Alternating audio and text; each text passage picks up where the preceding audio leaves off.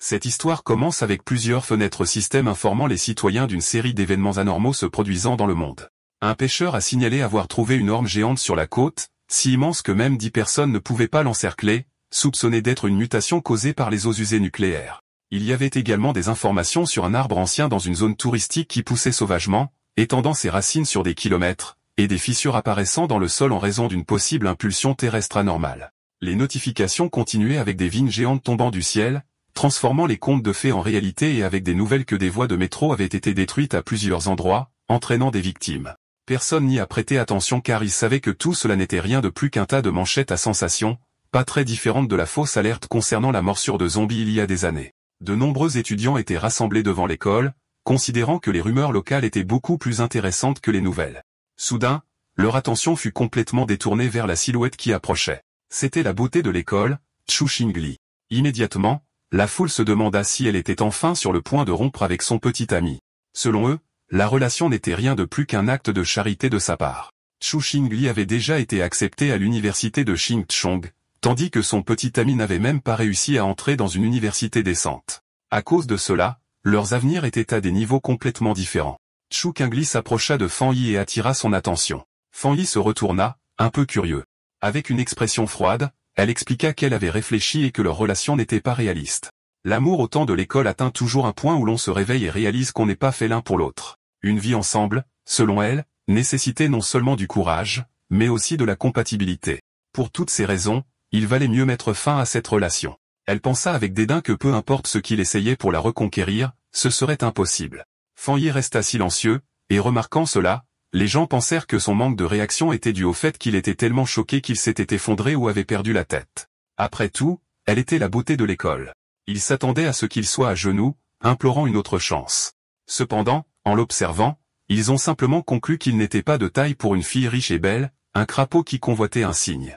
Avec un regard calme, Fan accepta de rompre avec elle, laissant Chu Xingli et les autres sous le choc. Voyant qu'elle n'avait plus rien à dire, notre garçon lui tourna le dos et décida de partir. Elle paniqua et l'appela. Avec un regard perçant, Fan Yi se retourna et lui demanda ce qu'elle voulait. Alors que ses yeux brillaient de rage, elle précisa qu'elle se fichait de ce qu'il pensait ou des tours qu'il utiliserait. Elle n'allait pas revenir avec lui, et elle voulait que ce soit tout à fait clair. Fan Yi commença à la fixer et lui demanda de ne pas se flatter, en l'appelant la beauté de l'école. En entendant cela, ses yeux s'écarquillèrent de surprise, la faisant rougir. Les autres étaient sous le choc de l'attitude de Fan Yi. Fan Yi était conscient que Chu Xingli et les autres n'avaient aucune idée de ce qui allait se passer. Il savait que les règles actuelles de la société, comme l'argent et l'éducation, allaient bientôt partir en fumée. Ils ignoraient qu'il était revenu d'une catastrophe future, un homme renaît dans cette chronologie. À cause de cela, la Chu Xingli devant lui était, pour lui, simplement une étrangère lointaine d'une autre vie. Fan Yi quitta l'école. Il avait des affaires plus importantes à régler. Pour lui, les beautés de l'école et la réputation n'étaient pas pertinentes puisque tout allait être complètement reconfiguré. La véritable crise était celle qui planait sur toute l'humanité sur Blue Star. Tout a commencé la nuit précédente lorsque Fan Yi s'est réveillé et que d'étranges fissures lui ont montré l'avenir, puis le système l'a informé qu'une récupération d'aura avait été détectée. Son activation complète aurait lieu en mars. Et une fois que cela se serait produit, le monde subirait une transformation sans précédent. Fan Yi était quelque peu confus. Plusieurs personnages apparurent devant lui, et le système révéla que les règles de la société seraient réécrites. L'ère des cultivateurs était sur le point d'arriver et le pouvoir deviendrait la nouvelle norme. Notre garçon se sentit un peu curieux, tendit la main et demanda qui c'était, puis une étrange lumière commença à apparaître devant lui. Une fenêtre système apparut, expliquant qu'elle venait des confins de l'univers et utilisait des algorithmes de pointe intégrés au secret cosmique. Sa fonction était de générer automatiquement des techniques de culture basées sur des matériaux spirituels touchés par l'hôte, montrant que les techniques actuelles étaient nulles. Fan Yi commença à étendre sa main, et ses yeux s'écarquillèrent de surprise lorsque sa main traversa la fenêtre système. Puis un puissant monstre émergea et commença à rugir. Fan Yi était paralysé et ses yeux se remplirent de peur. À l'intérieur de la gueule du monstre se trouvait un cadavre, et le système révéla que c'était sa fin en tant que personne ordinaire, ainsi que le destin de milliards de personnes sur Blue Star. Fan Yi avala de la salive et ne put s'empêcher d'avoir peur. Il mit sa main sur sa poitrine et ses yeux se remplirent d'inquiétude. Fan Yi commença à réfléchir et se souvint de sa vie passée. Il n'avait été qu'une personne moyenne, emportée par le cours des événements, luttant uniquement pour survivre avec l'espoir de surmonter la catastrophe. Cependant, il a été témoin de la chute de sa nation et de la souffrance du peuple, et à la fin, il n'a pas pu échapper aux bêtes mutées. Il se souvenait être mort dans le désespoir, plein de rage, et avec un profond désir de vengeance. Ses yeux commencèrent à briller de détermination en pensant que c'était peut-être pour cela qu'il avait été choisi par le système et ramené un an avant la récupération de Laura. Il commença à étendre sa main sachant qu'en ce moment, la plupart des gens n'avaient aucune idée du changement qui allait arriver. Fan Yi toucha les fragments du système et décida qu'il utiliserait chaque anomalie causée par Laura à son avantage. Le système commença à initialiser une nouvelle évaluation. Les yeux de notre garçon commencèrent à briller lorsque le système l'informa qu'il avait été lié avec succès. Une nouvelle voie avait été débloquée, et maintenant tout ce qui existait pouvait être utilisé comme matériau. Sa mission était de collecter des techniques et des capacités puissantes pour devenir un cultivateur fort et sauver le monde. Dans la ville, les gens ont été informés que l'humanité était désormais confrontée à une crise sans précédent. Les réponses ne pouvaient pas être trouvées dans le passé. La seule option était de s'adapter avec leurs propres forces. Tout le monde était surpris sauf Fan Yi.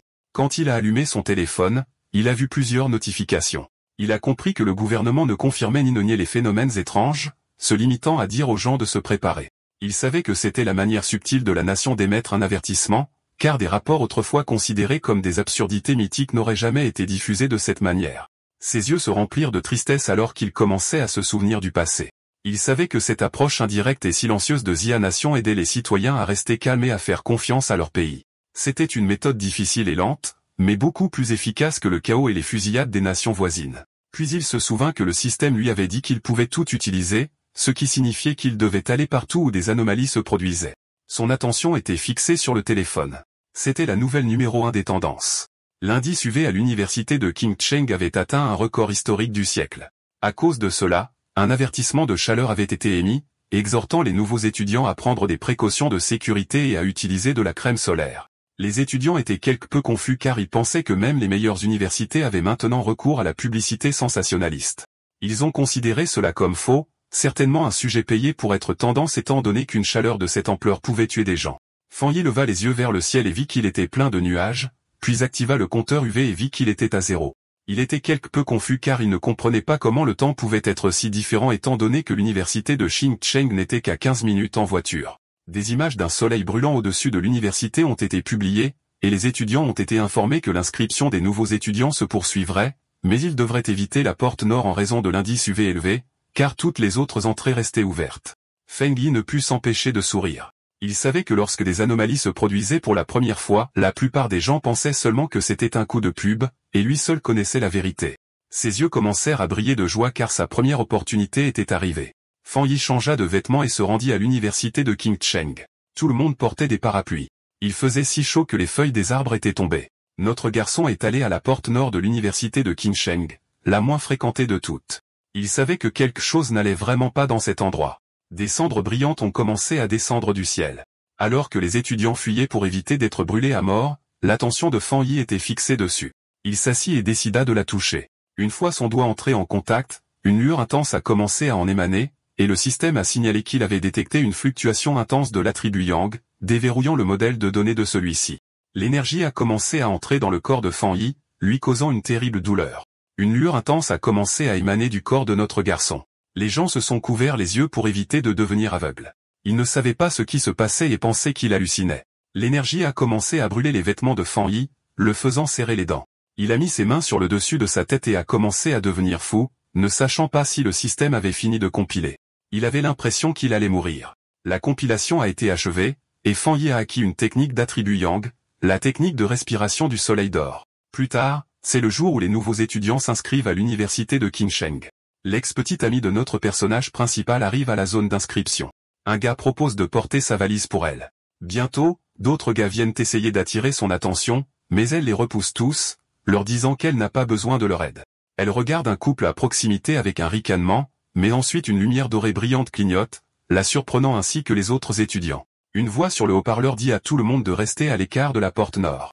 La fille a l'air sérieuse et décide d'aller voir ce qui se passe. À la porte nord, une énorme explosion d'énergie dorée illumine la zone. Une silhouette sombre apparaît de la fumée, dégageant une sensation puissante. Il prend une profonde inspiration et ses yeux brillent d'une forte lumière dorée. Un écran apparaît lui disant qu'il a créé une nouvelle technique et gagné 50 points. Le gars regarde l'écran et se demande à quoi servent les points. Il décide que ce n'est pas important pour le moment, mais que ce sera probablement utile plus tard. Le temps passe, et c'est maintenant la nuit avec une lune d'apparence étrange dans le ciel. Le jeune homme commence alors à pratiquer sa nouvelle technique de respiration. Le lendemain, un soleil brillant est dans le ciel, et une nouvelle énergie se répand dans l'université. Certains étudiants remarquent que le ciel devient sombre et frais pendant une seconde alors qu'ils courent vers la porte nord. Une grande foule s'y rassemble pour voir ce qui se passe. Le doyen de l'université est en colère et demande pourquoi personne n'a écouté l'avertissement de rester à l'écart. Le groupe se fraye un chemin à travers la foule, qui s'écarte pour eux alors qu'ils vont au centre de tout cela. Une personne à capuche avec un regard sérieux dit au doyen de bloquer complètement la porte nord. À ce moment, un système dit à Fan Yi qu'il a nettoyé une zone polluée. Il apprend que le gouvernement est déjà au courant de ces zones et se demande s'il y a d'autres personnes comme lui. En entendant une alerte concernant l'interdiction d'accès à la zone, le jeune homme sait que les choses sont devenues sérieuses. Les étudiants voient des gens en uniforme et se demandent s'ils sont de l'armée. Depuis un toit, Fan Yi voit que la perturbation attire beaucoup d'attention. Avec ses yeux rouges brillants, il décide qu'il est temps de partir et saute du bâtiment. En bas, la mystérieuse personne à capuche marche sur le sol, qui est fissuré par l'énergie. La silhouette à capuche regarde attentivement la scène. Cette personne s'agenouille et touche le sol pour sentir toute énergie restante. Puis elle ramasse un morceau du sol pour examiner de plus près ce qui s'est passé. La silhouette à capuche l'étudie et réalise qu'une personne a causé l'énergie. Juste à ce moment-là, des agents commencent à déplacer les étudiants pendant que la personne à capuche regarde de loin. Dans la foule, l'ex-petite amie du gars est choquée d'entendre qu'une seule personne a fait ça. À ce moment-là, elle voit une silhouette s'éloigner en sautant et se demande si c'était son ex, mais elle repousse rapidement cette pensée. Avec ses notes, il ne pourrait jamais entrer dans cette école. Loin de là, à la maison de Fan Yi, le soleil se couche et la nuit tombe. Allongé sur son lit, le jeune homme se plaint que son corps est encore chaud même après une douche froide. À cause de la chaleur, il a peur de ne pas pouvoir dormir. Il s'inquiète également qu'à cause de ce qui s'est passé aujourd'hui, quelqu'un l'ait peut-être remarqué. Il prend ensuite son téléphone et voit une histoire populaire sur une association de cultivation. Le jeune homme se souvient que tout le monde pensait que c'était juste une blague sur Internet. Juste à ce moment-là, il se souvient des personnes à capuche à l'université et pense qu'elles doivent être de l'association. Curieux, il ouvre l'article pour lire tout l'article. Il explique les différents niveaux de cultivation, des actes de fantôme à la transcendance totale. Dans les commentaires, les gens pensent que c'est une blague, mais ils se demandent si l'annonce est réelle. Fan Yi pense à comment il n'a jamais rien su de tout cela dans sa vie passée en tant que personne normale. Assis sur son lit, il pense à l'association de cultivation et décide d'essayer à nouveau sa technique. Il ferme les yeux et se concentre pour commencer son entraînement. À ce moment-là, il commence à transpirer alors qu'une forte énergie dorée coule autour de lui. Il commence à flotter dans sa chambre entouré d'une brillante lueur dorée. Une lumière brille sur lui. La première étape est de renforcer son corps pour contenir la puissance du ciel et de la terre. Il contrôle avec succès l'énergie et la façonne en une hache divine. Ses yeux brillent et il sourit, se sentant plein de puissance. Le système lui indique qu'il a atteint le niveau d'Ushuai et lui donne 50 points supplémentaires. Le type se souvient des points et lit l'écran, qui indique qu'une nouvelle voie est maintenant ouverte. Le système explique que les points peuvent être utilisés pour intégrer les données compilées dans n'importe quel objet. Il pense à l'idée de mettre de la puissance dans un objet et regarde sa tasse sur la table. Il tend la main vers la tasse avec une lueur dorée de puissance. Le système demande s'il veut utiliser un point pour mettre l'attribut Yang sur la tasse.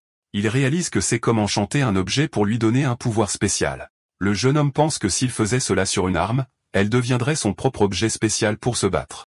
Il décide qu'avoir une arme boostée sera très important pour ce qui va arriver. Le type trouve alors une petite épée sur son étagère et décide d'essayer le pouvoir dessus. Il pense que si le test fonctionne, il achètera une vraie arme pour être prêt pour les monstres. Soudain, un bruit étrange provenant de l'extérieur du bâtiment attire son attention au milieu de la nuit. Dehors, une créature sombre avec d'énormes griffes observe l'appartement de Fan Yi.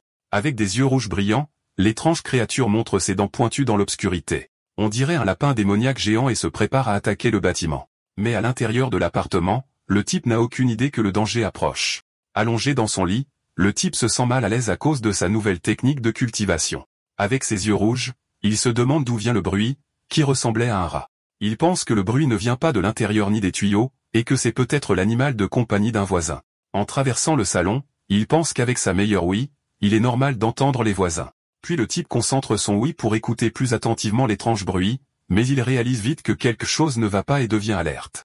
Fan Yi va à la porte et se retrouve face à face avec la créature effrayante juste là dans le couloir sombre. Dans le couloir, l'étrange créature aux yeux rouges apparaît et le regarde fixement, prête à attaquer. Il est surpris et reconnaît la bête mutée. Un souvenir de sa vie passée l'effraie. Au même moment, un drone survole la ville la nuit, montrant que d'autres sont au courant du danger. Au sommet d'un immeuble, une fille se plaint qu'ils n'ont toujours pas attrapé le lapin qui a mangé un fruit rare. Avec une sucette dans la bouche, la jeune femme semble très calme et confiante quant à la mission. Elle ordonne ensuite à son équipe de continuer à lui envoyer des mises à jour sur la cible qu'elle traque. Après cela, la mystérieuse fille saute du sommet de l'immeuble pour commencer la chasse. Tombant très vite, elle se déplace avec aisance entre les immenses bâtiments de la ville. Soudain, la jeune femme ressent le pouvoir de la bête mutée et réalise qu'elle s'en approche. Avec ses yeux brillants, elle trouve enfin la créature et se prépare à se battre. La mystérieuse chasseuse atterrit brutalement sur un toit, se déplaçant avec une habileté incroyable. Courant sur le côté d'un bâtiment, elle reçoit l'ordre de poursuivre la cible quoi qu'il arrive. Avec un atterrissage parfait, la jeune femme continue sa course sans s'arrêter. Sautant d'immeuble en immeuble, elle prévient que la créature a mangé un fruit spécial et pourrait évoluer. Juste à ce moment-là, un homme travaillant tard voit quelque chose passer vite devant sa fenêtre et est très confus. Il se demande s'il voit des choses, mais son patron lui crie dessus parce qu'il reste là sans rien faire. Pendant ce temps, la chasseuse se tient comme une ombre devant la lune au 60e étage. De retour dans l'appartement, Fanny fait face à l'étrange créature, qui lui hurle dessus. Avec ses yeux dorés, il sait que son corps a changé, et maintenant il peut se battre équitablement. La créature attaque alors avec ses griffes, mais le jeune homme esquive avec une vitesse incroyable. Fanny pense que son corps a vraiment changé, et maintenant il peut voir les attaques au ralenti. Avec de l'énergie solaire dans sa main, il se demande pourquoi une bête mutée est ici si tôt. Il se souvient alors de choses de sa vie passée et affronte le monstre. Le type sait que la créature n'a pas encore pleinement évolué, et le chevalier la rend plus forte et plus en colère. Alors il se précipite pour attaquer parce qu'il doit l'arrêter ou tout le monde dans l'immeuble mourra. Fanny réussit à saisir la créature avec sa main pleine d'énergie. Avec une force surprenante, le type mord l'étrange créature sans aucune crainte. Il serre le monstre fort et ses yeux dorés brillent d'un regard froid et concentré. Puis le jeune homme fait tourner la créature dans les airs et réalise que sa queue est son point faible. Saisissant sa chance, il attrape la queue de la bête de toutes ses forces. Fanny jette le monstre contre la fenêtre, et elle se brise sous la force du choc. Avec son poing brillant d'or, il se prépare à asséner un coup de poing puissant. Le type tire un rayon d'énergie qui frappe la créature en plein vol. Le monstre est alors complètement recouvert par le brillant rayon de lumière dorée, mais l'étrange créature saisit l'énergie dorée avec ses griffes et essaie de prendre son pouvoir. Fanny réalise alors que le monstre essaie de voler son pouvoir yang, et il riposte. Il pense que le pouvoir du soleil est trop fort et que le lapin est en train de se détruire. Peu de temps après, une explosion dorée recouvre le monstre, qui ne peut pas supporter autant d'énergie. Dans l'immeuble d'un accent grave côté, un couple se réveille à cause du bruit, et l'homme se demande si c'était le tonnerre. Il va ensuite à la fenêtre pour vérifier, mais ne voit rien d'étrange dehors. Notre héros atterrit sur le sol entouré de ce qui reste de son énergie dorée. Le jeune homme pense que la créature était comme un fantôme affamé essayant de manger son pouvoir. Après le combat, l'œil du monstre tombe au sol, laissant échapper une étrange fumée noire. Avec un regard sérieux, il fixe ce qui reste de la créature qu'il vient de vaincre. Sans réfléchir à deux fois, le type piétine fort sur l'œil, écrasant le reste de la bête. Il comprend que la créature de la nuit était désespérée d'obtenir son pouvoir de type yang opposé. Le jeune homme pense que s'il était normal, le monstre aurait facilement mangé tout le monde dans l'immeuble. Avec ça, il sait qu'il doit apprendre plus de techniques pour faire face aux dangers à venir.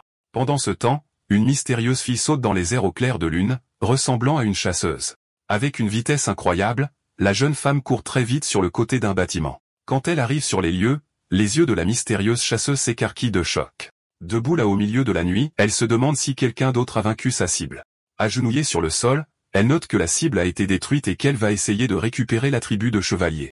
Mais lorsqu'elle touche les restes du monstre, elle est surprise par une énergie dorée qui est toujours là. La jeune femme ressent alors une forte chaleur et un pouvoir brûlant qui la fait reculer tout de suite. La jeune femme se souvient de l'énergie de la porte de l'université et comprend que ce n'est pas une coïncidence. Après cette découverte, la fille allume son communicateur avec un regard sérieux et déterminé. Elle informe sa base que la cible a été éliminée par un puissant nouveau précurseur doté d'une capacité spéciale. Une voix sur son communicateur demande si c'est la même personne qui a nettoyé la porte et tué le lapin. Un homme confirme qu'ils n'ont aucune information sur cette personne et que l'association doit le recruter. La jeune fille aux cheveux argentés approuve le plan. Puis elle place soigneusement la petite flamme d'énergie dans un conteneur sur ses vêtements. Son patron lui dit d'arrêter ses autres missions et de se concentrer sur la recherche du nouveau précurseur. Sur ce, la mystérieuse chasseuse déballe calmement la sucette qu'elle tenait. La jeune femme met le bonbon dans sa bouche et dit qu'elle comprend parfaitement le nouvel ordre. Mais avant de commencer la mission, la jeune fille dit qu'elle a d'abord besoin de thé au lait pour se détendre. Une voix sur le communicateur se demande qui pourrait être cette mystérieuse personne avec autant de pouvoir. La jeune femme convient que le président avait raison et qu'elle doit rencontrer ce puissant maître. La journée de Feng Yi commence avec le lever du soleil. Il s'étire, prêt à s'entraîner. Il sait que se lever tôt est bon pour son pouvoir, alors il se prépare pour une autre session. Le combattant utilise sa méthode de respiration, absorbant l'énergie dorée du matin. Alors que l'énergie le remplit, ses yeux brillent d'une puissance dorée. Il entre dans le royaume de la hache fantôme et sent la puissance de la technique apparaître. Une soudaine explosion d'énergie le surprend. Il réalise qu'il devient de nouveau plus fort. Le pouvoir circule dans son corps, et il se concentre pour le contrôler. Il serre le poing, sentant l'énergie maintenant dans sa main. Il invoque sa hache clé et voit que l'arme semble beaucoup plus légère. Il saisit fermement le manche de l'arme, prêt à essayer sa nouvelle force. Le guerrier lève la hache dorée au-dessus de sa tête, préparant un coup puissant. Il atteint le royaume de la hache fantôme 2 étoiles, libérant sa force. Ses yeux brûlent maintenant de flammes dorées, montrant sa nouvelle puissance. Le corps de Feng Yi se sent beaucoup plus fort et plus résistant après ce changement. Il est devenu plus fort si vite parce qu'il a utilisé l'énergie supplémentaire de sa dernière mise à niveau. Feng Yi décide qu'à partir de maintenant, il passera au niveau supérieur lentement et prudemment, une étape à la fois. Mais sa puissance croissante attire beaucoup d'attention, il a donc besoin d'un endroit plus privé. Dans le bureau de l'association, un homme ressent quelque chose d'étrange dans l'air. Il voit le changement dans l'énergie du soleil et se demande si c'est encore le nouveau venu. Feng Yi trouve un endroit calme au bord d'une rivière pour continuer ses plans. Un écran système apparaît, et il confirme qu'il va ajouter une qualité spéciale à son arme. Il se souvient avoir essayé cela avec un autre objet, mais il n'a pas pu supporter la puissance. Cette fois, la nouvelle lame fonctionne avec son énergie, créant une connexion forte. Un message système confirme que l'encodage de l'objet a fonctionné. Excité par sa nouvelle arme, il se prépare à tester immédiatement son incroyable puissance. Le résultat du test le choque avec l'incroyable puissance que l'épée a libérée. Un énorme rayon de lumière dorée jaillit de la lame vers le ciel. Le guerrier atterrit avec son épée en flammes, sentant la puissance le traverser. Il a failli déclencher un incendie avec ce swing et voit à quel point sa force est dangereuse. La fumée de l'attaque est importante, alors il sait qu'il a été vu et qu'il doit partir. Une fille court vite vers la fumée qu'il a laissée. Elle se plaint de s'être éloignée un instant et d'avoir tout manqué. Soudain, la jeune femme s'arrête. Elle voit que la rivière est en fait en train de bouillir. L'agent survole la zone endommagée en se demandant ce que le nouveau venu a fait à l'endroit. Elle imagine déjà se faire réprimander puisque tout a mal tourné depuis son apparition. Juste à ce moment-là, un éclair doré au loin attire son attention, et elle devient curieuse. La chasseuse est choquée par ce qu'elle ressent. Ce ne devrait pas être possible. Son niveau de puissance est passé d'une étoile à 2 étoiles, et il a même fabriqué une arme spirituelle. L'association n'a que 2 de ces armes, et la façon de les fabriquer n'est pas entièrement connue. La jeune fille devient méfiante, se demandant comment il a obtenu ce genre de pouvoir tout seul, mais elle pense qu'elle doit se tromper et décide de commencer à nettoyer le désordre qu'il a fait. Au loin, Feng Yi pense à la façon dont son arme a maintenant l'attribut Yang, mais il en veut plus. Le système peut tout encoder, alors il prévoit d'ajouter plus de qualité à la lame. Soudain, son téléphone vibre. Il a un message de quelqu'un qu'il ne connaît pas. Il a complètement oublié d'être discret, et maintenant un étranger l'invite dans un groupe de pionniers. Il est choqué d'apprendre que les membres officiels doivent être au moins au niveau du royaume des actes fantômes. L'étranger parle d'une nouvelle zone de pollution et l'invite à une chasse en groupe. Il demande l'emplacement, et l'étranger envoie un fichier sur le dragon de lave de la rivière de l'ombre. La zone a de la lave et le même attribut Yang qu'il a, alors Feng Yi décide d'accepter l'invitation. Au loin, dans le district de Binmu, un groupe attend l'arrivée de l'ami du Violi. Un membre dit que la carte de la jeune fille était si bonne qu'il est arrivé là facilement. La jeune fille blonde remercie tout le monde d'être venu et leur dit qu'ils doivent travailler ensemble. Elle vient de l'association de cultivation et est déçue que les pionniers ici ne soient pas très forts. Ce que beaucoup ignorent, c'est que l'association de cultivation est un groupe gouvernemental. Entrer dans le groupe a été difficile et a nécessité que sa famille demande des faveurs, alors elle déteste échouer. Juste à ce moment-là, l'un des explorateurs voit le bleu arriver et l'appelle par son nom, Fan. Feng Yi fait une entrée remarquée avec sa nouvelle épée et se présente au groupe. L'agent est surprise par sa puissance, mais voit que son aura n'est pas effrayante, mais chaleureuse. Puisque l'équipe est au complet, le chef donne le signal et il se dirige vers l'entrée de la grotte. Feng Yi décide d'y aller en premier et demande à l'agent blonde de s'occuper de la lumière. Le groupe traverse la grotte, et l'un d'eux avertit Fan des roches détachées. Il trouve étrange que l'endroit ne soit pas encore très chaud. Feng Yi réfléchit à la rapidité avec laquelle l'équipe l'a accepté et estime que leur amitié est réelle en ces temps difficiles. Feng Yi continue d'avancer et le sol sous ses pieds commence à changer de couleur, montrant que le danger est proche. Soudain, ils arrivent à une énorme ouverture et sont émerveillés de voir une rivière de lave en ébullition juste devant eux. Sans hésiter, Fan se précipite vers le danger, et l'agent blonde lui crie de ne pas être aussi imprudent. À la surprise générale, le guerrier enfonce son épée directement dans la lave. Les explorateurs paniquent et crient à l'aide. Une explosion de feu projette l'équipe en arrière, et le système de Feng Yi détecte un problème mondial et commence à analyser les informations. Alors qu'il enfonçait son épée dans la lave, le système de Feng Yi a analysé l'anomalie, révélant un nouveau pouvoir, la flamme intérieure avec une température interne extrêmement élevée et des propriétés explosives, et la technique de l'épée de la flamme écarlate, qui libérait sa puissance lorsque la lame était tirée, la recouvrant de feu et de foudre. Résolu, Fan Yi empoigna son épée. Ses yeux et la lame brillaient d'une puissance de feu, une technique parfaite pour son épée tank. En bas, les autres explorateurs, repoussés par une explosion précédente, regardaient avec étonnement Fan Yi se tenir indemne dans un vortex de feu. Réalisant que son arme absorbait la puissance de la lave, Fan Yi utilisa ensuite ses points de script pour intégrer de façon permanente l'attribut de la flamme écarlate dans son épée, qui brûlait maintenant d'énergie. Lorsque les flammes se sont calmées, ses coéquipiers ont conclu qu'il avait subi un petit accident de cultivation et qu'il s'était rétabli. Le groupe était euphorique, remarquant que l'énergie spirituelle de la grotte s'était stabilisée. L'un d'eux a célébré le fait de pouvoir l'absorber en douceur, tandis qu'un autre, sur le point de commencer son chemin de cultivation, a crié avec enthousiasme le nom de Xiaoya. L'agent blonde, Xiaoya, les a encouragés à s'entraîner pendant qu'elle montait la garde, et l'équipe l'a remercié pour cette opportunité. La paix fut interrompue lorsque Xiaoya détecta des silhouettes approchant de l'entrée, avertissant que d'autres pionniers arrivaient. 3 hommes musclés sont entrés, menés par un homme avec un bandeau sur l'œil et des yeux rouges brillants qui a déclaré avec arrogance que cette terre riche en ressources leur appartenait désormais. Xiaoyu s'inquiéta, reconnaissant que les 3 nouveaux venus étaient tous au royaume de la hache fantôme une étoile, un niveau que son équipe ne pouvait pas défier. Malgré le danger, Xiaoya essaya de raisonner avec eux, déclarant poliment qu'ils étaient arrivés les premiers et proposant même de les laisser se joindre à eux. Sa diplomatie fut accueillie avec mépris. Le chef portant un bandeau sur l'œil se moqua de son niveau bas et leur ordonna de s'en aller ou d'en subir les conséquences. L'expression de Xiaoyu se durcit. Elle réfléchit à la dure réalité de la survie du plus fort dans cette nouvelle ère, mais en tant que membre de l'Association des Nations IA, elle décida qu'elle ne pouvait pas permettre cette injustice. Alors que la confrontation était sur le point de dégénérer, Fan Yi s'interposa entre Xiaoyu et le chef hostile. Avec son épée enflammée, il demanda froidement au grand homme s'il n'avait rien de mieux à faire que de brutaliser une jeune femme. Le chef portant un bandeau sur l'œil resta stupéfait et sans voix. Sans hésitation, Fan Yi déclencha un seul coup dévastateur qui créa une explosion de feu envoyant les 3 agresseurs voler. La force de l'attaque surprit les propres coéquipiers de Fan Yi dans leur méditation. Il se souvint des tragédies causées par ceux qui suivaient les principes, sachant que seule une force irrésistible fonctionnerait sur de telles personnes.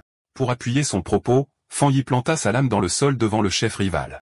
Entouré d'une immense aura dorée, il leur ordonna froidement de déguerpir. Terrifié par cette deuxième démonstration de puissance, le chef traita Fan Yi de monstre et cria à ses hommes de courir pendant que Fan Yi les regardait fuir. Ses coéquipiers se précipitèrent vers lui, débordant d'enthousiasme pour son incroyable puissance. Fan Yi sourit, minimisant l'incident et suggérant qu'il était temps de partir. Alors qu'il partait, Xiaoyu contempla l'immense puissance dont Fan Yi avait fait preuve, réalisant qu'il s'était retenu. Convaincu qu'il était un pionnier de premier plan, elle savait qu'elle devait signaler immédiatement cette découverte majeure à son organisation. La scène se déplace vers le bureau de l'Association de culture de l'énergie spirituelle, où une femme au téléphone avec Xiaoyu répète avec surprise qu'un autre pionnier aux attributs élevés est apparu. L'employé de bureau devint agité, réalisant qu'elle en avait trop dit, surtout avec un homme imposant se tenant derrière elle. Elle raccrocha maladroitement après avoir confirmé le rapport. La jeune femme demanda joyeusement à son supérieur aux cheveux gris s'ils avaient la chance d'avoir 2 pionniers aux attributs élevés d'affilée. Lui, cependant, la corrigea d'un ton sombre en lui disant que la chance n'avait rien à voir avec cela, expliquant que chaque individu aux attributs élevés est destiné à devenir un nouveau centre de pouvoir, une responsabilité qui le stressait énormément. Sous un ciel ensoleillé, Fan Yi retourna en ville. Il essaya de se déguiser en cosplayer, mais sa présence puissante et son épée authentique ne firent qu'attirer davantage l'attention. Sa promenade fut interrompue lorsqu'il vit sur son téléphone que les nouvelles de l'incident de la grotte étaient déjà devenues virales. Il se reprocha son imprudence, sachant que l'éruption de sa flamme intérieure était trop visible. Rejetant l'idée que ses coéquipiers le trahiraient, il se concentra sur une question plus urgente. L'énergie yang massive qu'il avait absorbée le poussait vers une nouvelle percée. Il devait trouver un endroit isolé immédiatement et se dirigea vers la montagne derrière. 5 minutes plus tard, sur cette même montagne, une jeune femme aux cheveux argentés nommée Su Xingying, experte en restauration de jardins, sentit une soudaine présence puissante. Elle vit une intense explosion de lumière comme un soleil miniature et reconnut les signes d'un cultivateur perçant jusqu'au royaume de la hache fantôme 3 étoiles. L'ampleur de l'énergie l'étonna. Elle n'avait jamais imaginé qu'une percée de ce royaume puisse être aussi monstrueuse. Poussée par un sens du devoir et un éclair de reconnaissance, elle courut vers la perturbation, jurant d'attraper l'individu mystérieux cette fois-ci. En haut de la montagne, Fan Yi était concentré sur sa percée. Il attira d'énormes quantités d'énergie dorée, qui tourbillonnèrent autour de lui avant de former une boule brillante comme un soleil au-dessus de sa tête. Alors qu'il méditait dans les airs, la puissance derrière lui forma une forme divine complexe en forme d'étoile. L'énergie dorée jaillit sur sa peau, et ses yeux brillèrent d'une grande puissance alors qu'il essayait de contrôler l'énergie sauvage. Finalement, la puissance se rejoignit, prenant la forme d'une hache divine géante faite d'énergie dorée et bleu clair pur crépitant de puissance. Pendant ce temps, Su Jingying arriva et s'arrêta brusquement lorsqu'elle vit cette vue incroyable. Elle regarda avec une incrédulité totale voyant que la personne mystérieuse était sur le point de balancer la hache divine qu'il venait de créer. Son niveau de contrôle était incroyable. Elle se demanda comment quiconque pouvait commander autant d'énergie spirituelle avec une compétence et une constance aussi parfaites, se demandant si cet homme s'était secrètement entraîné pendant des siècles. La vue lui rappela un souvenir douloureux. Su Jingying se souvint de sa propre tentative de percer jusqu'au niveau de la hache fantôme 2 étoiles. La pression de sa propre hache divine avait été trop forte pour elle, la repoussant et la faisant cracher du sang. Cela la laissa coincée au lit pendant une semaine entière. Elle était naturellement forte, mais elle avait quand même échoué lamentablement. Elle ne pouvait pas comprendre comment ce monstre pouvait gérer une percée qui était tellement plus puissante que la sienne. Alors qu'elle courait plus près, elle était encore plus émerveillée. L'énorme quantité d'énergie spirituelle, le contrôle parfait dans chaque mouvement de la hache, et la façon dont chaque parcelle de puissance semblait avoir été purifiée des milliers de fois, tout cela dépassait tout ce qu'elle avait jamais vu. Elle décida que cette personne n'était pas seulement un incroyable monstre. Il était comme un dieu qui était descendu du ciel. Elle remarqua également sa façon calme et constante de faire les choses. La plupart des pionniers, lorsqu'ils sentaient qu'une percée était sur le point de se produire, se précipitaient pour la réaliser. Cette personne, cependant, bougeait avec un sens profond de l'expérience et un esprit fort, comme un maître des temps anciens. Ses pensées furent interrompues lorsque la hache divine de feu géante commença à bouger. Elle regarda la vue impressionnante alors qu'elle se balançait avec un but, se dirigeant vers l'est. Au sommet de sa puissance, les yeux de Fan Yi brûlaient d'une lumière dorée pure alors que des fissures d'énergie brute se répandaient sur son visage. Il flottait à l'intérieur d'une tempête aveuglante de puissance dorée contrôlant avec succès l'énorme quantité d'énergie qu'il avait amassée pour évoluer. Une fenêtre du système apparut alors, confirmant officiellement qu'il avait réussi. Il avait atteint le royaume de la hache fantôme, 2 étoiles. La nouvelle hache divine s'écrasa dans la terre, libérant toute sa puissance en une énorme onde de choc qui traversa la montagne. Su Jingying a été prise dans la puissante explosion et a dû se retenir contre la vague d'énergie dorée. La force restante a tracé un immense chemin à travers la forêt avant de s'estomper, mais quand elle a levé les yeux, l'homme mystérieux avait complètement disparu. Respirant difficilement à cause de l'effort et de sa frustration, Su Jingying n'arrivait pas à croire qu'elle l'avait encore raté, surtout qu'elle était arrivée en seulement 30 secondes. Une pensée inquiétante lui est venue. Il devait savoir qu'elle le suivait. Elle craignait que s'il restait aussi difficile à trouver, sa mission de le recruter serait impossible. Juste au moment où elle était sur le point d'abandonner, elle s'est arrêtée. Une idée soudaine l'a frappée. Elle a détourné le regard du chemin de destruction et l'a tourné vers un arbre géant et ancien qui brillait maintenant d'une douce lumière dorée résiduelle. Avec un nouveau sentiment de certitude, elle a appelé dans les bois qui semblaient vides, l'appelant aîné et lui demandant s'il était toujours dans les environs. De l'ombre de la forêt, Fan Yi est apparu, son corps encapuchonné dégageant une confiance tranquille. Ses yeux rouges brillants étaient fixés sur Su Jingying. Il a immédiatement su quelle était la personne qui s'intéressait à lui depuis quelques jours. Voyant qu'elle avait été découverte, Su Jingying est restée sur ses gardes et s'est correctement présentée. Elle a dit qu'elle était la capitaine de l'équipe des Lucioles, qui fait partie de l'association des pratiquants spirituels de la nation Xia, et aussi l'une des premières pionnières de la nation. Au nom de l'association, elle l'a sincèrement invitée à les rejoindre. Elle a admis qu'elle le suivait depuis 2 jours et espérait que ses méthodes ne lui avaient pas donné une mauvaise image d'elle. Pendant qu'elle parlait, Fan Yi est resté silencieux, et son visage était difficile à lire sous sa capuche. Su Jingying a ajouté que, bien que le public ne le sache pas encore, tous les documents officiels de l'association étaient prêts. À l'intérieur, cependant, elle était très nerveuse, choisissant ses mots avec soin et s'inquiétant de savoir si elle le dérangeait ou si elle mettait l'homme puissant en colère. Elle savait qu'elle devait avoir l'air douce et respectueuse. Son discours soigneusement préparé a été interrompu par la simple question directe de Fan Yi. « Pourquoi devrais-je me joindre ?» La question directe l'a complètement surprise. Elle a bégayé un instant, paniquant sur ce qu'il fallait dire. Elle a rapidement compris que les beaux mots vides seraient inutiles contre quelqu'un d'aussi intelligent. La vérité était son seul choix. Se ressaisissant, elle a expliqué à quoi servait l'association. Elle lui a dit que la nation Xia voulait rassembler et unir tous les premiers pionniers pour les guider sur une voie organisée et leur offrir une protection supplémentaire. Elle savait que la croissance était désordonnée en ce moment et qu'une association pouvait ressembler à une cage pour un esprit libre comme lui, mais elle lui a demandé de regarder la situation dans son ensemble. Un grand retour d'énergie spirituelle était à venir, et ils devraient tous se tenir ensemble pour affronter les ennemis inconnus du futur. Après avoir écouté son discours passionné, Fan Yi s'est appuyé nonchalamment contre un arbre, l'air fatigué et désintéressé. Il lui a dit clairement qu'il n'était pas disposé à se joindre. Il a expliqué que pour l'instant, il ne pouvait toujours pas se résoudre à lui faire entièrement confiance, ni à l'association qu'elle représentait. Su Jingying est resté complètement abasourdi et sans voix face à son refus direct, ses yeux grands ouverts par le choc. Face à son refus, Su Shinjing est devenue désespérée. Elle a rapidement sorti sa carte d'identité de sa veste. La tenant levée pour qu'il la voie, elle s'est rapidement présentée à nouveau comme Su Shinjing et a mentionné qu'elle était une athlète bien connue avant le retour de l'énergie spirituelle. Elle l'a supplié de la croire, espérant que son identité publique lui donnerait une raison de lui faire confiance. Fan Yi s'est arrêté et a réfléchi à ses paroles. Il a touché son menton pensivement, disant qu'il se souvenait maintenant vaguement d'elle. Son esprit s'est souvenu d'une photo encadrée d'elle célébrant une victoire en tant que finaliste du championnat de longue distance des nations SIA. Il s'est rendu compte que ses compétences athlétiques naturelles étaient ce qui faisait d'elle une pionnière si rapide et si bonne. Cependant, son visage est alors devenu dur. Un sombre souvenir de sa vie antérieure lui est revenu à l'esprit, montrant une vision d'une ville en ruine.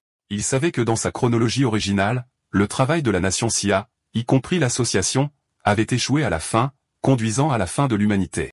Maintenant qu'il était revenu avec son système, il savait qu'il devait faire partie de la solution, mais rejoindre l'association à ce stade n'était pas la bonne décision. Prenant une expression plus pensive, il a regardé Su Shinjing, pleine d'espoir, et a confirmé qu'il se souvenait bien d'elle. Il lui a dit qu'il réfléchirait à son offre, et avant qu'elle ne puisse répondre, il a sauté dans les airs et s'est éloigné rapidement de l'endroit. Tout aussi rapidement, il est réapparu juste derrière une Su Shinjing surprise. Il lui a donné une condition ferme. Elle doit garder sa position secrète pour le moment. Dans son esprit, il a étudié son comportement respectueux et a deviné que l'association faisait attention à ne pas contrarier les puissants pionniers qui n'étaient pas avec eux. Il a vu cela comme une faiblesse qu'il pourrait utiliser.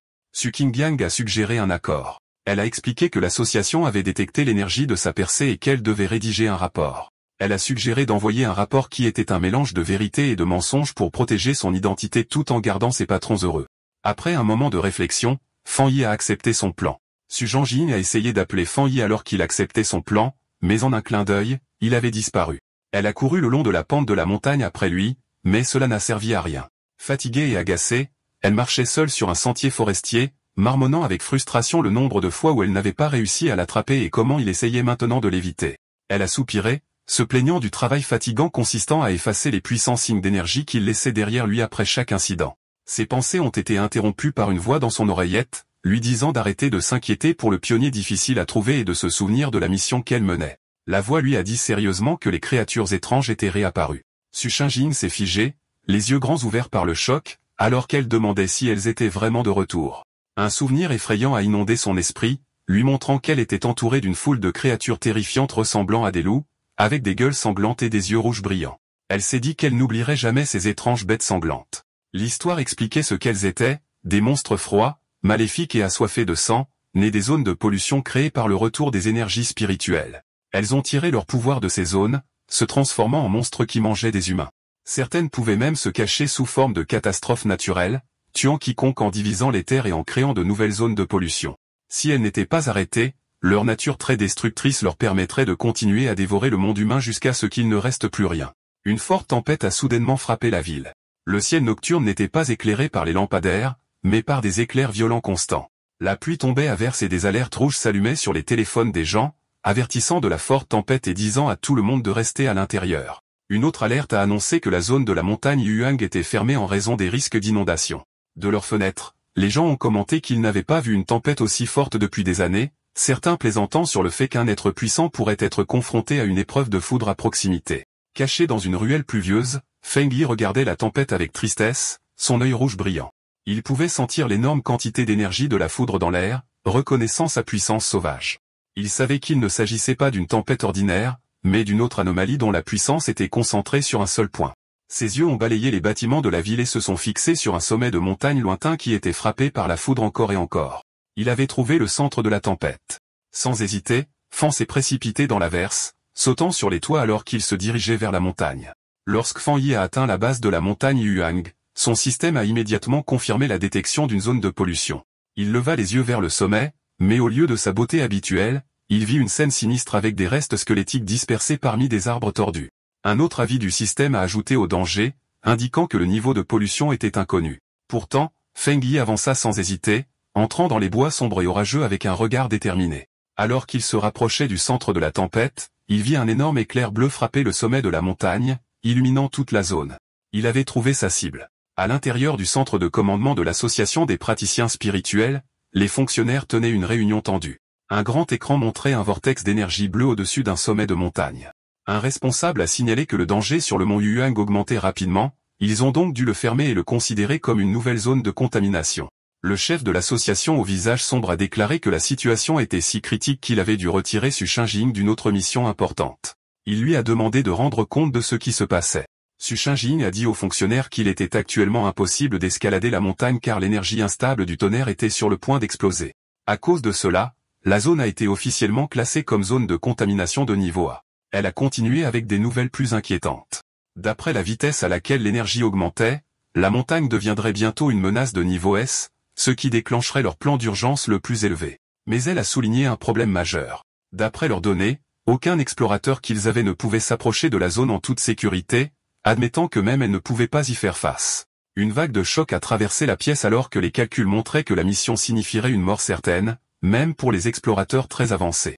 Face à cette situation impossible, un homme en uniforme de sécurité a ordonné que le pied du mont Yuang soit complètement bouclé avec des patrouilles envoyées 24 heures sur 24, 7 jours sur 7 pour empêcher quiconque d'essayer de l'escalader. Le chef de l'association a fermement acquiescé. Il a déclaré qu'il devait arrêter la menace en scellant la montagne et que personne ne pouvait s'en approcher tant que la concentration d'énergie n'aurait pas diminué. Alors que l'association pensait que le mont Yuang était trop dangereux, Fan Yi était déjà profondément à l'intérieur de la zone. D'énormes éclairs bleus s'abattaient autour de lui. Alors que la tempête faisait rage, Fan Yi resta ferme, protégé par une aura dorée provenant de sa technique de respiration. Il savait, cependant, que survivre à la tempête ne suffisait pas. Pour obtenir l'énergie de tonnerre la plus pure, il devait grimper au centre de la tempête, au sommet de la montagne. Sa décision était motivée par de sombres souvenirs du passé. Il savait que les créatures auxquelles ils étaient confrontés maintenant n'étaient que le début, et que des monstres encore plus terrifiants apparaîtraient à l'avenir. Il s'est rendu compte que ses pouvoirs actuels basés sur le feu ne suffisaient pas pour les défis à venir. Il devait devenir plus fort lui-même, pas seulement compter sur son arme. Entouré par la foudre, Fan Yi a vu une opportunité rare et parfaite d'utiliser l'énergie du tonnerre pour renforcer son propre corps. Fan Yi savait que s'il ne saisissait pas cette chance de devenir plus fort, il ferait face à une mort certaine à cause des catastrophes à venir. Les yeux brillants d'or, il tira son épée flamboyante et, avec un rugissement de défi, la plongea directement dans un énorme éclair bleu. L'énergie sauvage le traversa, causant une douleur terrible, mais son visage resta déterminé. Son corps trembla violemment alors que l'électricité le traversait. Il réalisa que ce pouvoir du tonnerre était comme une punition divine, luttant activement contre lui. La tempête était furieuse qu'il soit entré sur son territoire et semblait exiger qu'il abandonne. Regardant le ciel chaotique, il se demanda comment il pourrait possiblement faire obéir une force aussi brute. Puis il a eu une idée. Il se calma et se souvint de la règle de son système. Pour obtenir un pouvoir, il devait toucher la source d'énergie. Une aura dorée explosa de lui alors qu'il libérait sa technique de respiration du soleil d'or, déterminé à se frayer un chemin à travers la tempête. Avec un fort rugissement, Feng Yi avança en utilisant son épée flamboyante pour se frayer un chemin à travers la tempête d'éclairs bleus. Le choc de son énergie dorée contre la tempête brute a créé une énorme explosion chaotique. Du sang coulait de sa bouche à cause de la tension, mais ses yeux brûlaient de détermination. Il savait que c'était un pari désespéré où il devait se pousser à ses limites, faisant face à la mort afin de vivre. Finalement, après une dure lutte, il atteignit le sommet. Il planta son épée dans le sol, fissurant la roche alors qu'il arrivait au centre de la tempête. Ici, le pouvoir était encore plus terrifiant, un flot violent d'énergie de tonnerre qui rendait même la respiration difficile. Il sentit toute la tension de la tempête sur lui et réalisa qu'elle ne voulait plus seulement le repousser. Elle voulait le tuer. Comme pour le prouver, la tempête rassembla toute sa puissance et lança un seul faisceau massif de foudre blanche et chaude directement sur lui, une attaque destinée à le détruire complètement. Alors que Fan Yi faisait face à l'attaque finale de la tempête, son système s'activa, détectant un puissant attribut de tonnerre et commençant à le traiter. Bien en contrebas, dans la ville, les gens regardaient depuis un grand bâtiment, émerveillés. Un homme prenant une photo n'avait jamais vu un éclair aussi gros. Un autre se demandait si un dieu traversait une épreuve, pensant même avoir vu une personne dans le ciel. Au sommet de la montagne, le combat s'est terminé par une explosion brillante. Fan Yi avait gagné. Un message du système a confirmé, annonçant qu'il avait obtenu un pouvoir de tonnerre divin raffiné et pouvait désormais invoquer la foudre céleste pour rendre son corps divin. Il a été récompensé par 5 points d'écriture. Fan Yi flottait maintenant dans les airs, entouré d'éclairs bleus et de son aura dorée. Il comprit son nouveau pouvoir. L'attribut du tonnerre était une force de premier ordre à la fois pour l'attaque et la défense. Contrairement à son pouvoir solaire, qui était principalement destiné à la défense, le tonnerre pouvait affiner son corps et le transformer en une énergie intense. Il a décidé que le tonnerre était désormais sa lance et son bouclier. Il réalisa également que le pouvoir n'était pas seulement une question de destruction. Il était aussi question de purification et de renaissance. Il pouvait sentir l'énergie renforcer ses os et ses muscles sans aucune douleur. Le système lui offrit alors une mise à niveau pour punir le mal, ce qui lui accorderait le double de dégâts critiques, lui demandant s'il voulait utiliser des points d'écriture pour l'obtenir. Atterrissant doucement, Fan Yi réfléchit à ce qu'il fallait faire ensuite. Sa première pensée fut de mettre ce nouveau pouvoir du tonnerre dans son épée Tang. Il l'examina attentivement. Bien que cela rende la lame plus forte, il craignait que cela ne perturbe la pureté de l'attribut solaire déjà présent. Il savait également que mettre trop de pouvoirs différents dans un seul objet pouvait l'endommager, voire le détruire. Soudain, il eut une idée brillante. En regardant sa main, il décida de faire quelque chose de différent. Il implanterait l'attribut du tonnerre directement dans sa main droite. Le système répondit immédiatement, lui demandant s'il voulait mettre l'attribut du tonnerre dans l'objet choisi. Un sourire confiant apparut sur son visage alors qu'il donnait l'ordre. Instantanément, tous les éclairs bleus sauvages dans l'air se précipitèrent dans sa main droite alors qu'il s'emparait du pouvoir de la tempête. Le lendemain, sur le pic du mont Yuang endommagé par la tempête, le danger immédiat avait disparu. Au pied d'une falaise, Su Qingjian et un officier de l'armée du nom de Major Anli se tenaient au-dessus de nombreuses silhouettes dans des sacs mortuaires. Su Qingjian a rapporté que l'énergie de la zone de contamination avait étrangement chuté de son niveau le plus dangereux à un niveau modéré en seulement 3 heures, bien qu'il y ait encore de l'électricité dans l'air. Le Major Anli écouta et comprit immédiatement ce qui s'était passé. Quelqu'un était là. C'était un chercheur, une personne qui recherche activement ces événements dangereux. Su Qingjian était choqué, se demandant si un autre chercheur était impliqué et s'il avait pu survivre. Elle s'agenouilla et chercha des indices, ne sentit rien, devinant que la forte pluie avait emporté toutes les preuves. Elle en conclut que le chercheur avait dû quitter la montagne en toute sécurité vers 20 heures la veille. Le Major Anli était d'accord avec sa chronologie. L'étrange événement a commencé vers 18 heures et l'armée a bouclé la montagne à 19 heures. Le chercheur a donc dû escalader la montagne avant qu'elle ne soit fermée. Il a noté que leurs instruments prédisaient que le danger atteindrait le grade S, mais après 20 heures, l'énergie a soudainement chuté. Se tenant là où la foudre avait été la plus forte, le Major ajouta sa propre théorie. Il pensait que le chercheur avait non seulement survécu à la foudre, mais avait probablement un pouvoir lié au tonnerre, transformant le désastre en une grande opportunité. Il en conclut que cette personne était la cause directe du changement soudain. Le Major partagea ensuite sa plus grande inquiétude. Les gens comme ça étaient les plus dangereux parce qu'ils ne savaient pas de quel côté ils étaient. Su Qingjian était d'accord, ajoutant que si une personne aussi puissante était une menace, le désastre qu'elle pourrait causer serait énorme. Il fallait les trouver rapidement. À des kilomètres de là, assis sur son canapé et ignorant l'opération militaire maintenant axée sur lui, Feng Yi laissa échapper un fort éternuement soudain. De retour sur la montagne, le Major Anli prit sa décision. Il donna un ordre ferme à ses troupes. Trouver cette personne immédiatement à tout prix. Alors que son ordre était donné, il attribua à la cible mystérieuse son nom de code temporaire, le Tyran. L'enquête sur le mont Yuang a commencé immédiatement. L'armée espérait que l'association des praticiens spirituels pourrait recruter bientôt la personne mystérieuse nommée Tyran. En attendant, ils garderaient secrètes toutes les informations sur l'événement et commenceraient leur propre enquête. Sur le pic pluvieux, le chef de l'association a dit au Major Anli qu'ils avaient déjà un pionnier de haut niveau essayant de prendre contact. Il se tourna ensuite vers Su Qingjian et lui ordonna de remettre son rapport au Major. Su Qingjian fut prise au dépourvu par l'ordre et halta de panique. Forcée de réfléchir rapidement, elle commença son rapport à moitié vrai. Elle alliait l'incident actuel au pionnier qui avait récemment nettoyé la zone de pollution dans une université locale. À l'intérieur, elle paniquait, terrifiée de dire quelque chose de mal et de révéler son accord avec Fan Yi. Elle a expliqué qu'elle avait essayé de le contacter, mais qu'il était difficile à trouver. Elle a mentionné avoir trouvé le corps d'un lapin muté qu'il avait tué et a correctement identifié son attribut de flamme yang à partir des preuves. Elle a terminé en promettant de faire de son mieux pour s'approcher de lui et découvrir comment il avait dégagé la porte de l'université. Elle pria silencieusement pour de l'aide, sachant que mélanger la vérité avec des mensonges était sa seule façon de faire paraître son histoire réelle. Le Major Anli écouta attentivement, réfléchissant à ce que signifiait un pionnier avec un attribut de flamme yang. Il sembla satisfait de son rapport et la remercia pour son travail acharné, la qualifiant de jeune pionnière talentueuse. Su Qingjian salua vivement et répondit que c'était son devoir.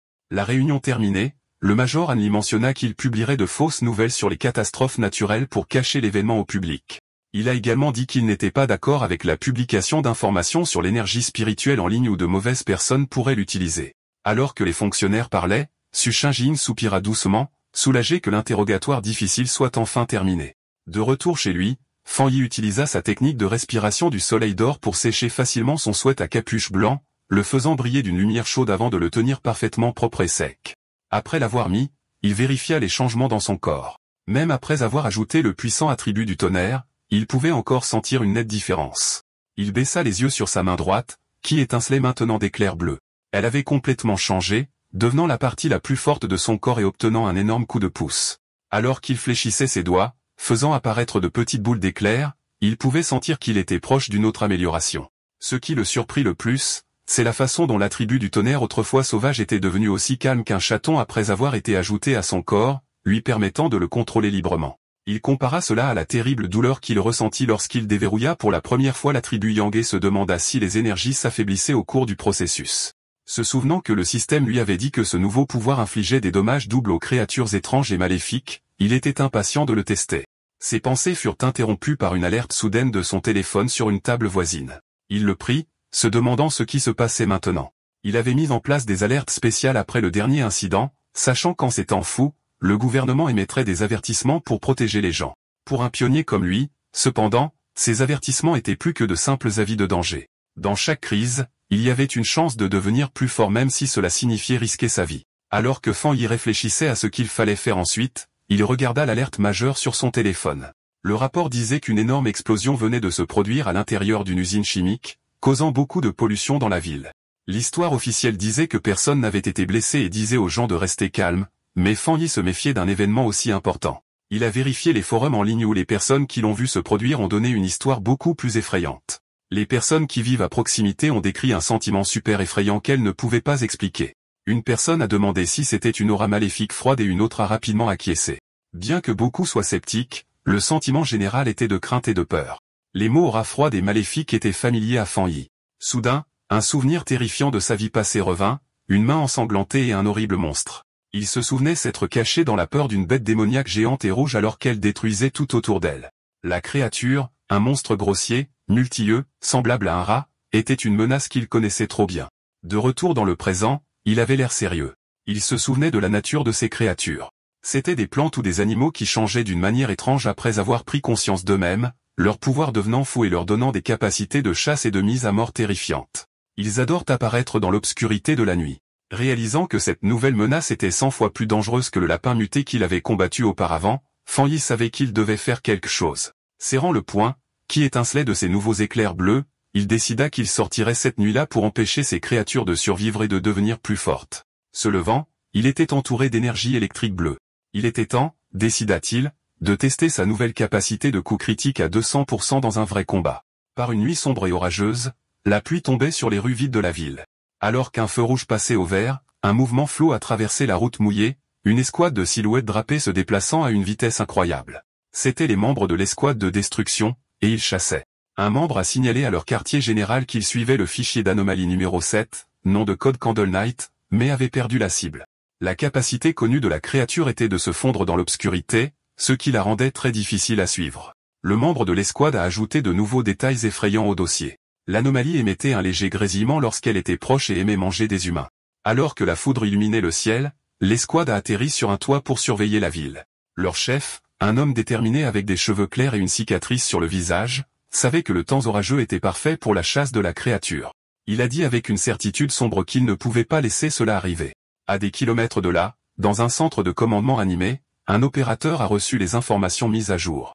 Il a confirmé les nouvelles données pour le fichier 7. Candle Knight avait été soumis. La situation était grave. Une demande d'extermination a été déposée en haute priorité avec un objectif de résolution en 12 heures. L'ordre est revenu du quartier général.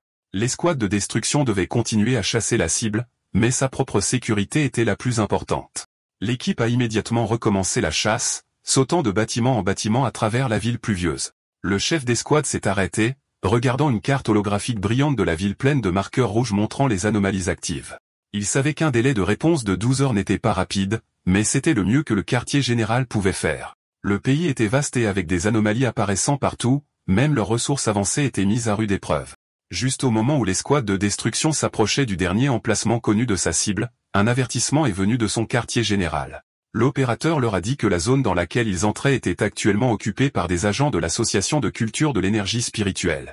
Une photo de Su Shinjin est apparue sur l'écran alors que l'opérateur expliquait que son équipe surveillait les pionniers là-bas et qu'on pouvait lui demander de l'aide. Le chef de l'escouade de destruction a accusé réception du message et a demandé au quartier général de lui demander de venir l'aider, disant qu'il avait entendu parler de son bon travail. Ailleurs, Su Shinjin a été surprise d'apprendre qu'elle était devenue si célèbre. L'escouade de destruction attendait sombrement sous la pluie. Bientôt, Su Shinjin et sa propre équipe drapée sont arrivés, prenant place sur un toit plus élevé.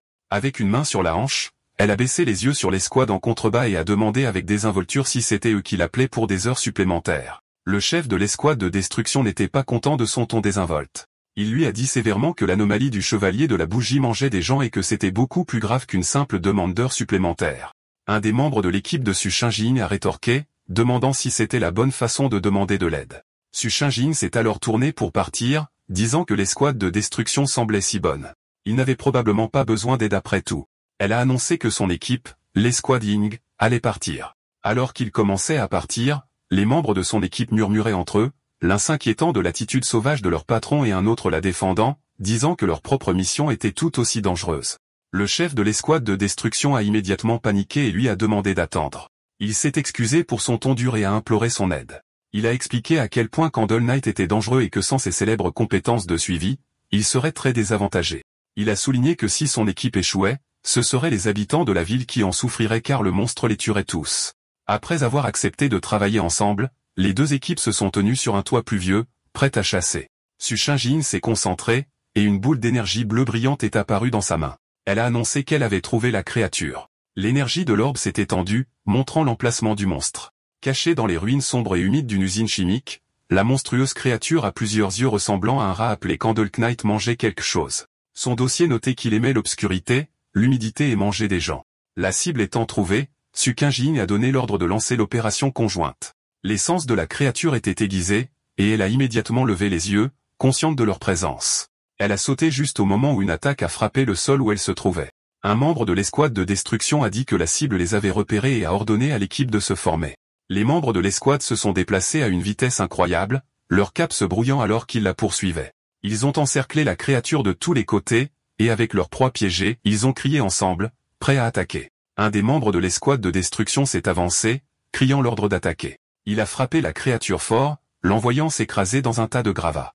Mais au lieu d'être plus faible, le corps du monstre a commencé à changer, son dos étant couvert de plaies rouges et de pointes noires. Avec un cri furieux, le chevalier de la bougie enragé s'est défendu, créant un vortex d'énergie sombre. Su Shinjin a désespérément crié aux équipes de faire attention à l'onde sonore et d'esquiver. Son avertissement est arrivé un moment trop tard. Une puissante déflagration sonore a jailli de la créature, envoyant les membres de l'escouade voler en arrière. Le chef de l'escouade de destruction a été projeté du toit, s'écrasant sur la rue en contrebas. Un des membres de son équipe s'est précipité à ses côtés.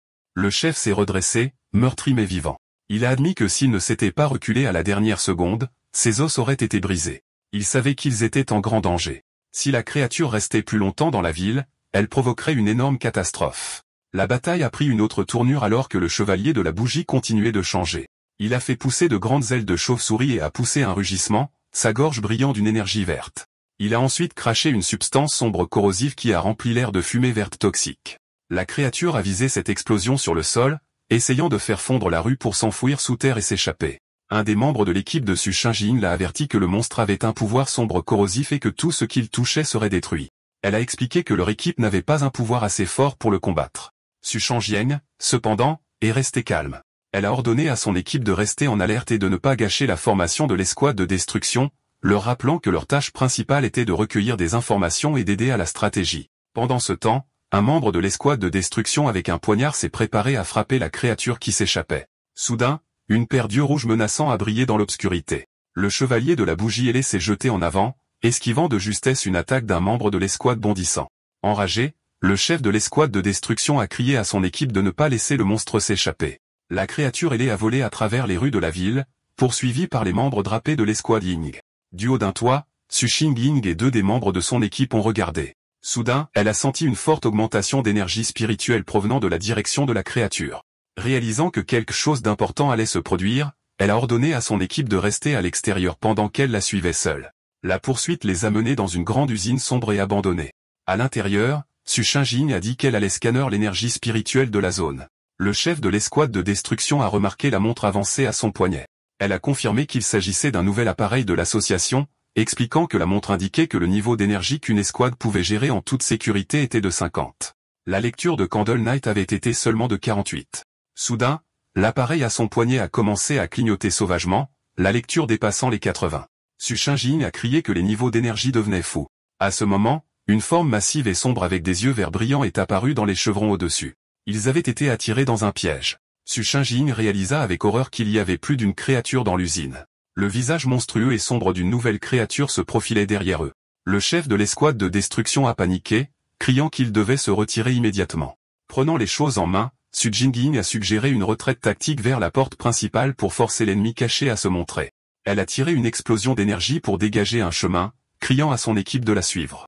Mais avant qu'il ne puisse s'échapper, elle a crié de douleur et s'est effondrée, ses sens submergés par un gaz toxique invisible. Su Jingjing s'est soudainement retrouvée seule dans l'immense obscurité verte de l'usine.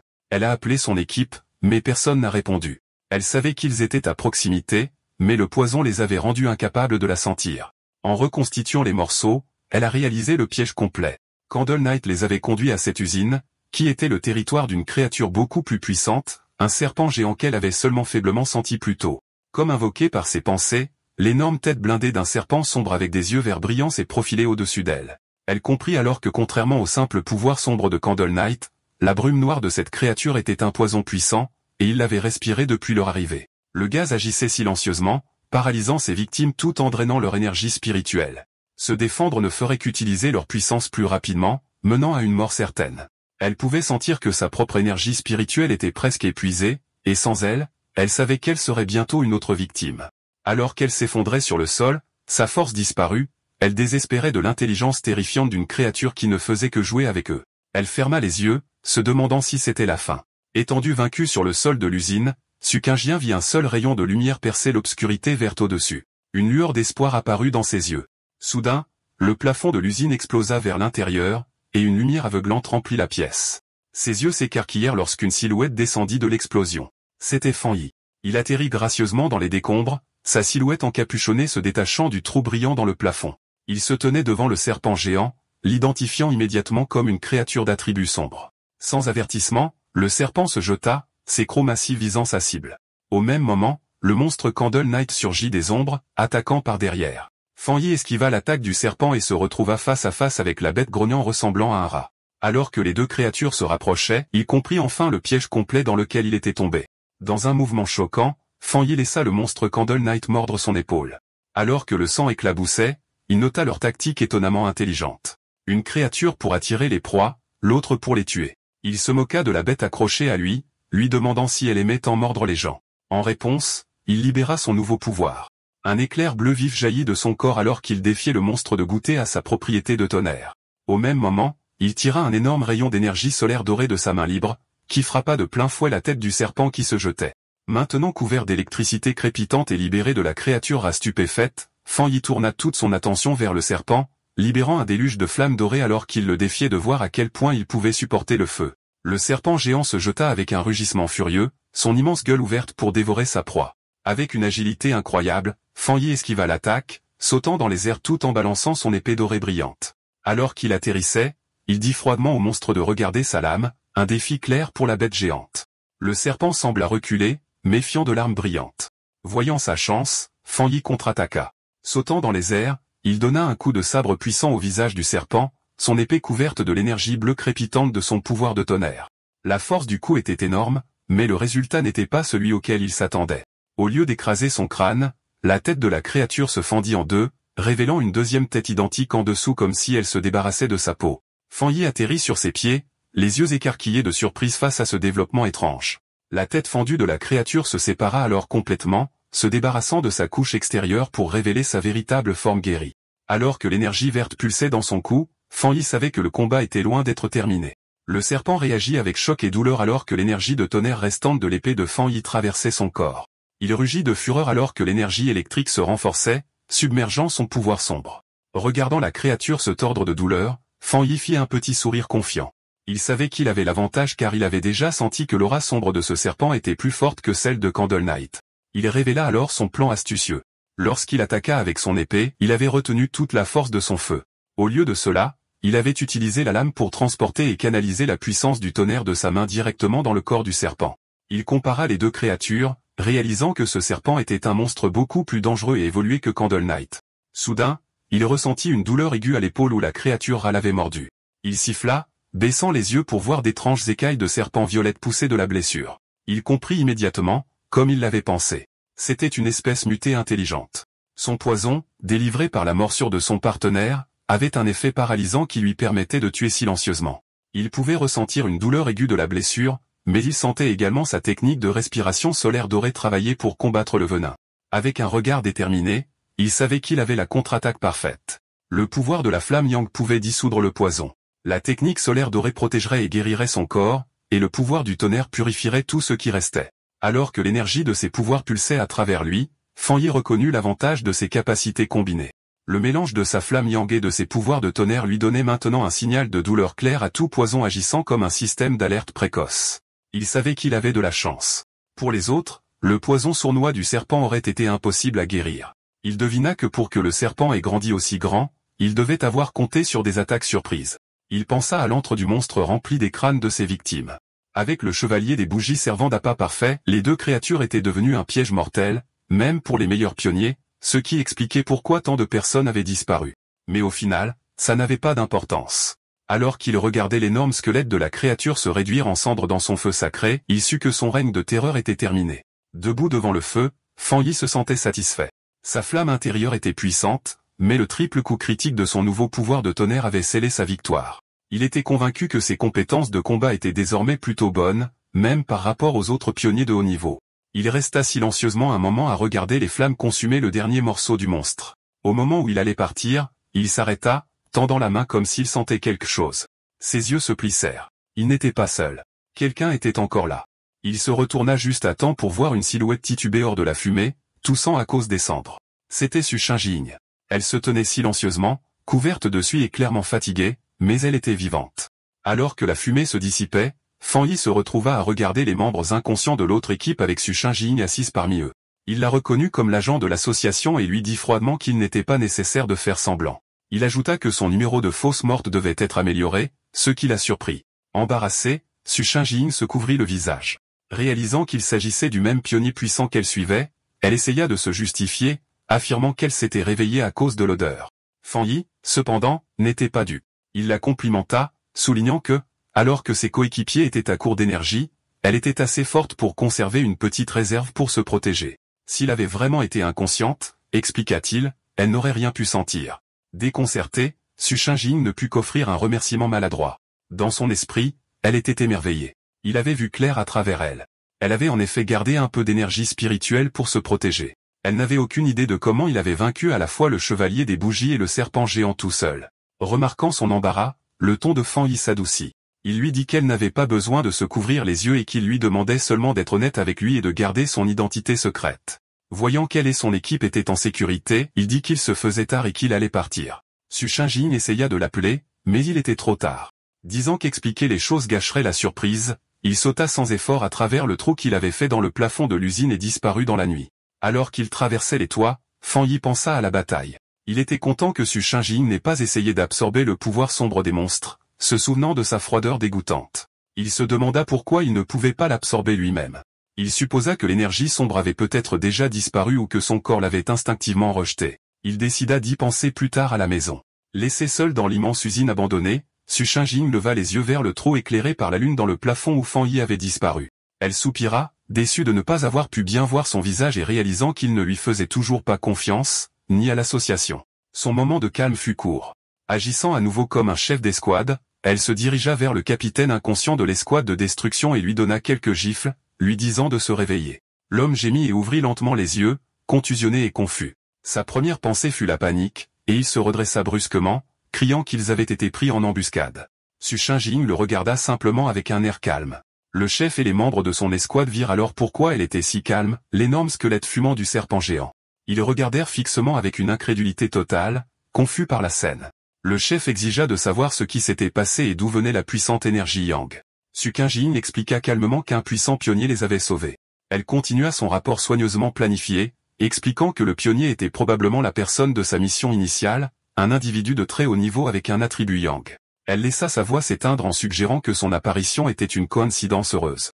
Les autres membres de l'escouade étaient complètement émerveillés, l'un d'eux disant qu'il était incroyable qu'une seule personne puisse vaincre les deux monstres. Su Shinjing ajouta qu'elle n'avait pas réussi à le recruter pour l'instant et qu'il avait même réussi à la traquer en retour, ce qui ne le rendait que plus mystérieux. Revenant à leur sinistre tâche, le chef de l'escouade de destruction demanda où se trouvait le corps du chevalier des bougies. Alors qu'il commençait à utiliser une technique d'énergie verte pour nettoyer la scène, il dit qu'il devait collecter les restes pour l'association.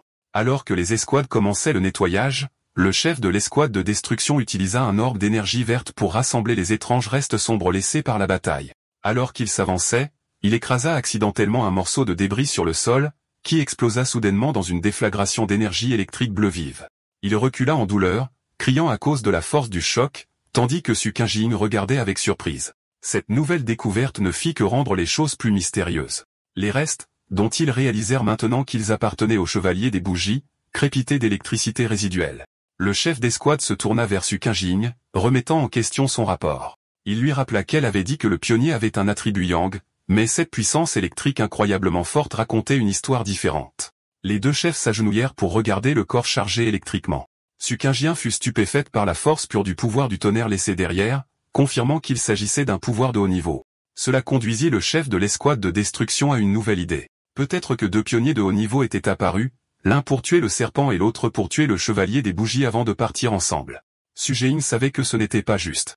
Elle luttait pour savoir comment expliquer l'incroyable vérité, se souvenant de l'image du pionnier solitaire tenant à la fois des éclairs bleus crépitants et un feu doré rugissant. Elle savait que personne ne croirait qu'une seule personne pouvait avoir deux pouvoirs de haut niveau différents. En avoir juste un faisait de vous un génie. En avoir deux était presque du jamais vu. La preuve impossible était juste devant eux. Le squelette brûlant du serpent géant était l'œuvre d'un marcheur de flamme yang, tandis que le corps électrifié du chevalier des bougies était la marque claire d'un tyran du tonnerre. Les escouades combinées ne pouvaient que regarder avec une incrédulité totale, se demandant quel genre de monstre était réellement ce mystérieux pionnier. Alors que les renforts de l'association arrivaient, Su Qingjing était contente d'avoir laissé des membres de l'équipe à l'extérieur. Si elle était restée à l'intérieur trop longtemps sans se signaler, il l'aurait signalée comme disparue. Elle réalisa avec tristesse que l'équipe de sauvetage maintenant sur les lieux avait été initialement envoyée pour récupérer leur corps. Ces deux subordonnés, assommés par le poison du serpent, se réveillèrent enfin. Ils se précipitèrent à ses côtés, pleurant de soulagement que leur capitaine soit toujours en vie. La menace ayant disparu, l'équipe de l'association commença son travail. Leur travail était passé d'un sauvetage à une enquête médico-légale. Grâce à une technologie de scan avancée, ils ont soigneusement analysé l'énergie spirituelle restante et les signes de la bataille, essayant de reconstituer ce qui s'était passé pour leur rapport au quartier général. Bientôt, l'un des spécialistes s'est approché de Su Qingjing et du chef de l'escouade de destruction avec ses conclusions.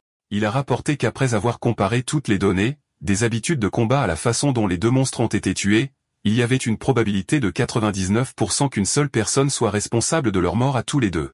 Les deux chefs d'escouade se sont regardés, leurs visages montrant à la fois choc et inquiétude sérieuse. Les autres membres de l'escouade murmuraient entre eux, incrédules. Ils étaient en train de réaliser qu'ils avaient été sauvés par un pionnier avec deux pouvoirs de haut niveau différents, ce qu'ils n'avaient jamais pensé possible. Ils savaient que n'importe quel monstre aurait facilement pu tous les tuer, pourtant cette puissance les avait achevés tous les deux, semblant utiliser des frappes uniques. La différence de puissance entre eux et cette personne mystérieuse était tout simplement ridicule. Comprenant l'énorme importance de cette découverte, Su Qingjing a contacté son supérieur. Elle a rapporté que les informations sur sa cible avaient été considérablement mises à jour. Regardant le trou dans le plafond, elle a confirmé que le mystérieux pionnier de l'université et le puissant individu nommé Tyran étaient en fait la même personne. De retour dans son bureau, le supérieur de l'association écoutait calmement son rapport.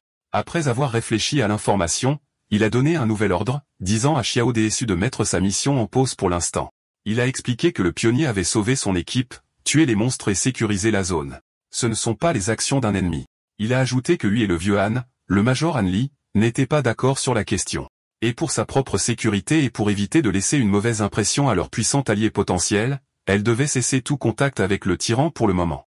Alors qu'elle était au téléphone avec son patron, Su Qingjing, bien qu'elle ait accepté de mettre sa mission en pause, n'a pas pu s'empêcher d'ajouter une information supplémentaire. Elle lui a dit qu'elle avait une autre théorie basée sur ce qui s'était passé lorsqu'elle avait suivi le tyran jusqu'à la montagne derrière où il avançait son pouvoir. Son patron, intéressé, lui a demandé d'expliquer. Elle a expliqué que pendant cette rencontre, elle avait senti une aura incroyablement forte là où il était actif. À l'époque, elle soupçonnait qu'il pourrait avoir une arme spirituelle, mais pensait que c'était peu probable. Cependant, maintenant qu'il était confirmé qu'il avait deux pouvoirs de haut niveau, la possibilité semblait beaucoup plus réelle.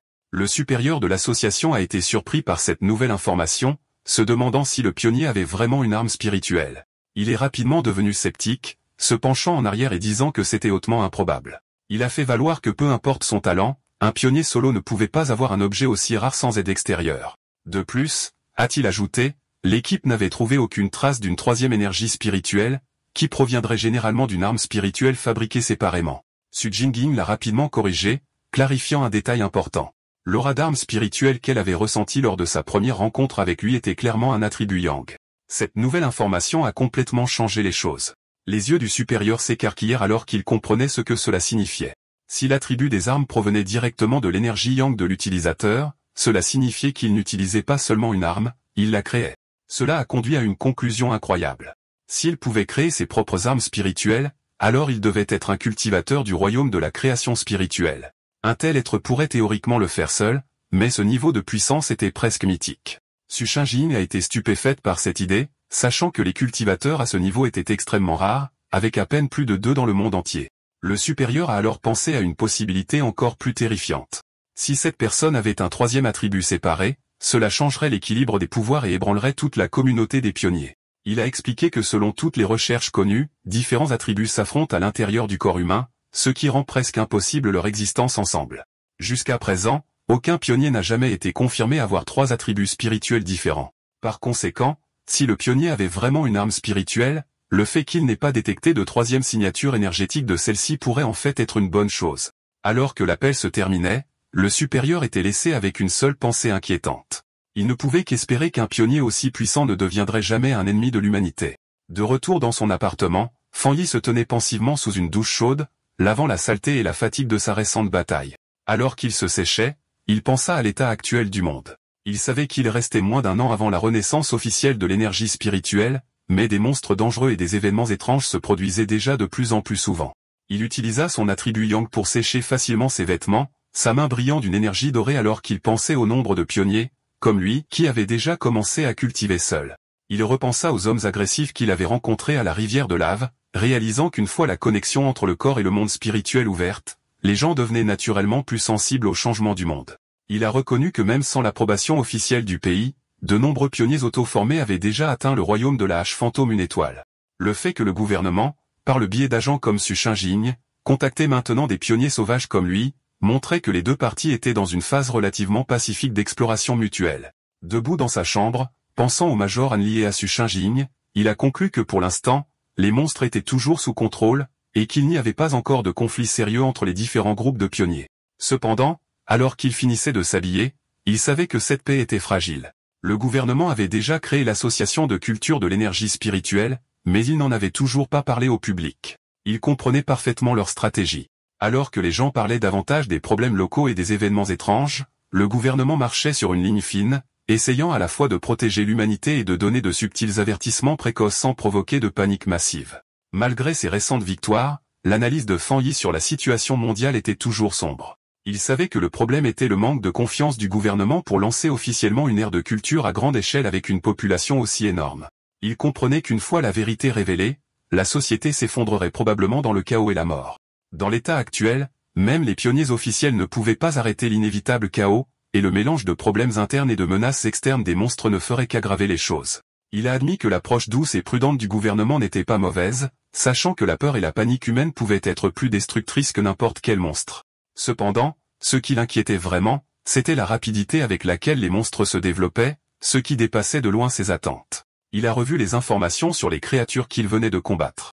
Ils étaient un produit typique de la contamination par l'attribut sombre, en particulier l'attribut ombre, une sous-branche de l'énergie sombre que son système identifiait comme un ennemi naturel des pionniers et quelque chose qu'il ne pouvait actuellement pas absorber. Il réalisa que ces monstres étaient bien plus intelligents que les bêtes typiques, travaillant ensemble pour piéger et tuer les pionniers, qu'il considérait comme une bonne source de nourriture. Il savait, cependant, que ces créatures étaient encore bien plus faibles que les vrais monstres de type sombre dont il se souvenait de sa vie précédente, des monstres qui pouvaient détruire des pays entiers à eux seuls. Pourtant, la situation de justesse était un sérieux rappel du danger croissant. Il était certain que s'il n'avait pas été là, Su Jingying et toute son équipe auraient été anéantis. Un peu d'espoir s'est allumé en lui en pensant à la formulation du système. Le fait que l'attribut sombre ne soit que temporairement inabsorbable suggérait qu'une fois certaines conditions remplies, il pourrait être capable d'utiliser son pouvoir lui-même, une possibilité qui pourrait être la clé pour gagner dans le futur. Il a passé en revue ses capacités actuelles. Il possédait maintenant la technique de respiration du soleil d'or de l'attribut Yang, la trempe du tonnerre divin de l'attribut tonnerre et la technique de la lame de flamme cramoisie. Avec ses techniques de haut niveau parfaitement adaptées et sa force actuelle en tant que pionnier du royaume de la H Fantôme 3 étoiles, il savait que très peu pouvaient l'égaler. Pourtant, alors qu'il se tenait entouré de son propre grand pouvoir, il savait avec une certitude absolue que ce n'était toujours pas suffisant. Ses pensées furent soudainement interrompues par le son de son téléphone qui sonnait. Il le décrocha, surpris de voir un appel de sa tante. À l'autre bout du fil, sa tante s'enquit de sa santé avant d'expliquer la vraie raison de son appel.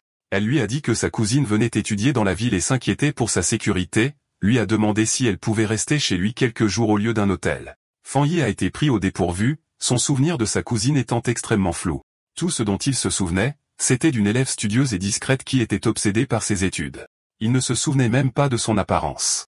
Malgré cela, il a accepté, disant à sa tante qu'il y avait une chambre libre. Quand il lui a demandé quand elle arriverait, sa tante a simplement répondu qu'elle donnerait l'adresse à sa cousine et la laisserait venir seule.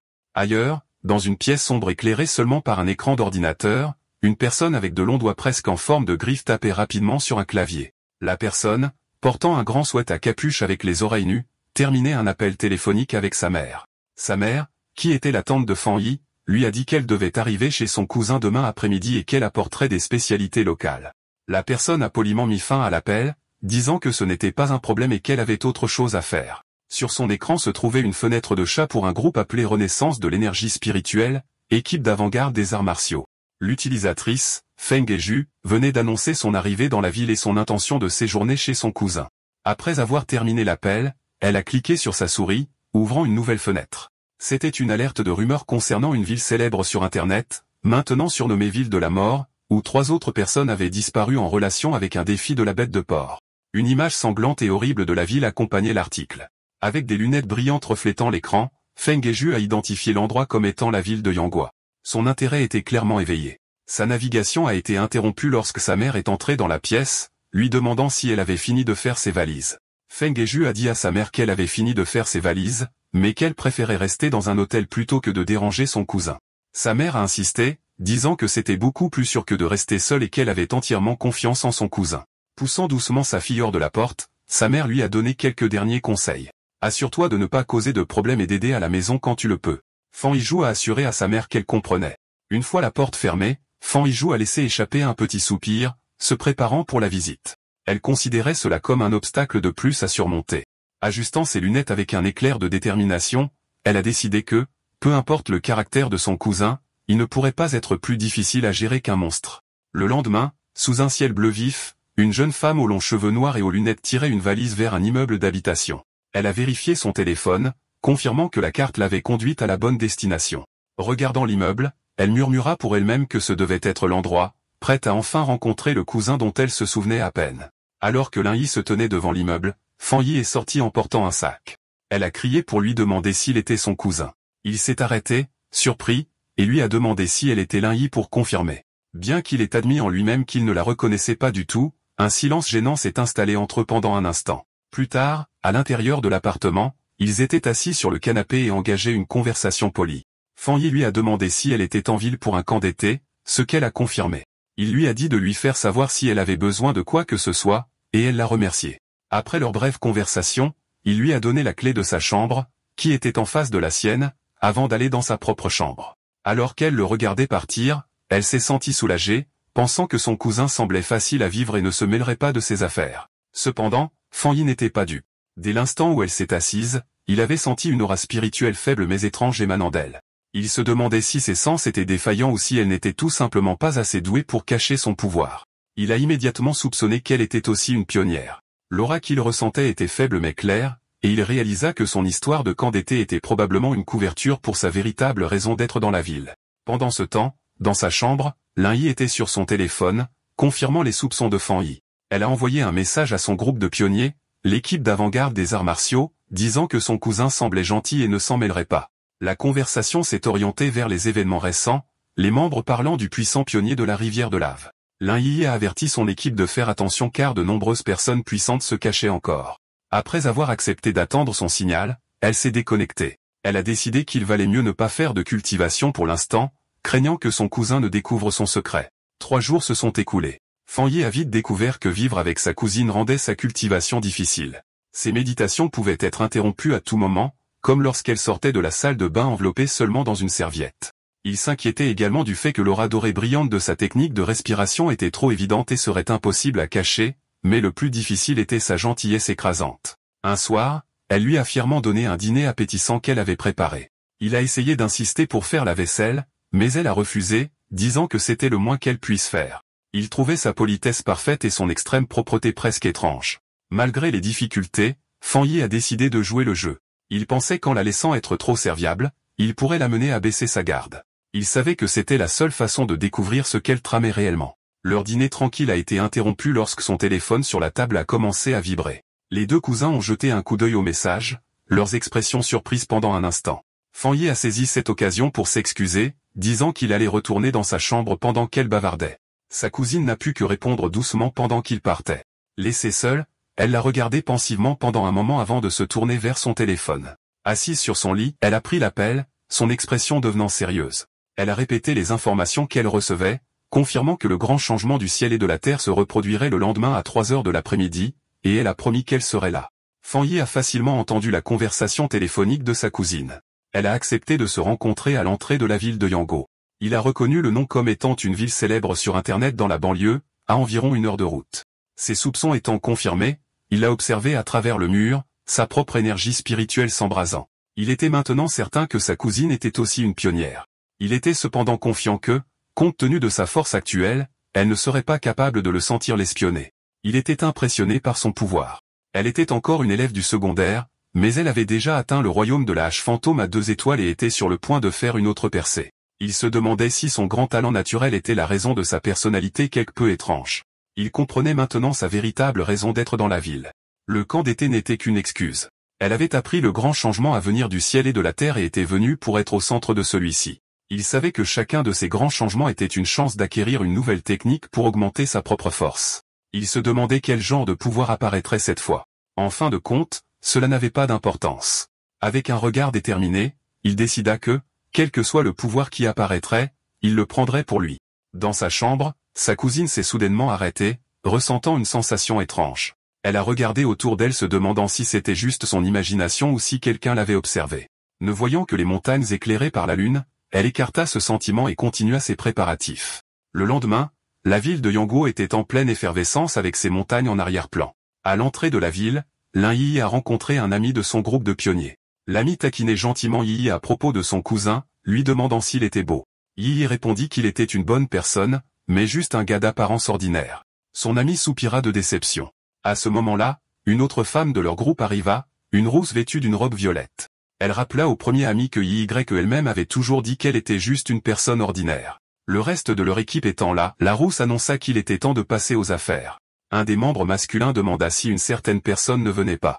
La rousse confirma qu'il ne serait que 6, ajoutant que le membre manquant était toujours mystérieux. À leur insu, Fanyi observait depuis le balcon d'un café voisin, son épée à ses côtés. Il nota que la petite équipe de sa cousine semblait assez discrète. D'où il était, il pouvait sentir leur force. Le plus faible était au niveau 2 étoiles de la hache fantôme, et l'homme qui avait parlé était même un 3 étoiles. Il les a également entendus dire que leur équipe était généralement plus forte avec un membre puissant souvent absent. Alors qu'il était assis à observer, son attention fut attirée par les montagnes surplombant la ville. Ses yeux se rétrécirent d'anticipation, sentant que c'était là que le véritable événement allait se produire. Haut dans les montagnes, le grand changement du ciel et de la terre s'est finalement produit. Une vigne verte géante descendit des nuages, ressemblant aux haricots magiques du conte de fées. Cet étrange événement apparaissait aléatoirement et n'était pas destructeur, mais pour les pionniers, c'était une clé importante pour comprendre les changements dans leur monde. Au fond des montagnes brumeuses, Lin Yi et son équipe ont finalement vu cette vue incroyable. La chef aux cheveux roux leva les yeux avec admiration, confirmant que c'était ce qu'il recherchait. Le groupe resta stupéfait devant l'énorme vigne palpitante. Cependant, l'émerveillement se transforma rapidement en peur. L'amie aventurière du groupe pâlit soudainement et exhorta les autres à s'arrêter, disant qu'ils ne devraient pas aller plus loin. Elle tremblait de terreur. Elle expliqua que voir la vigne en personne lui donnait un sentiment terrible. La chef demanda alors s'ils avaient vu les rumeurs sur leurs forums internes de pionniers. La peur de l'amie venait d'une histoire sombre.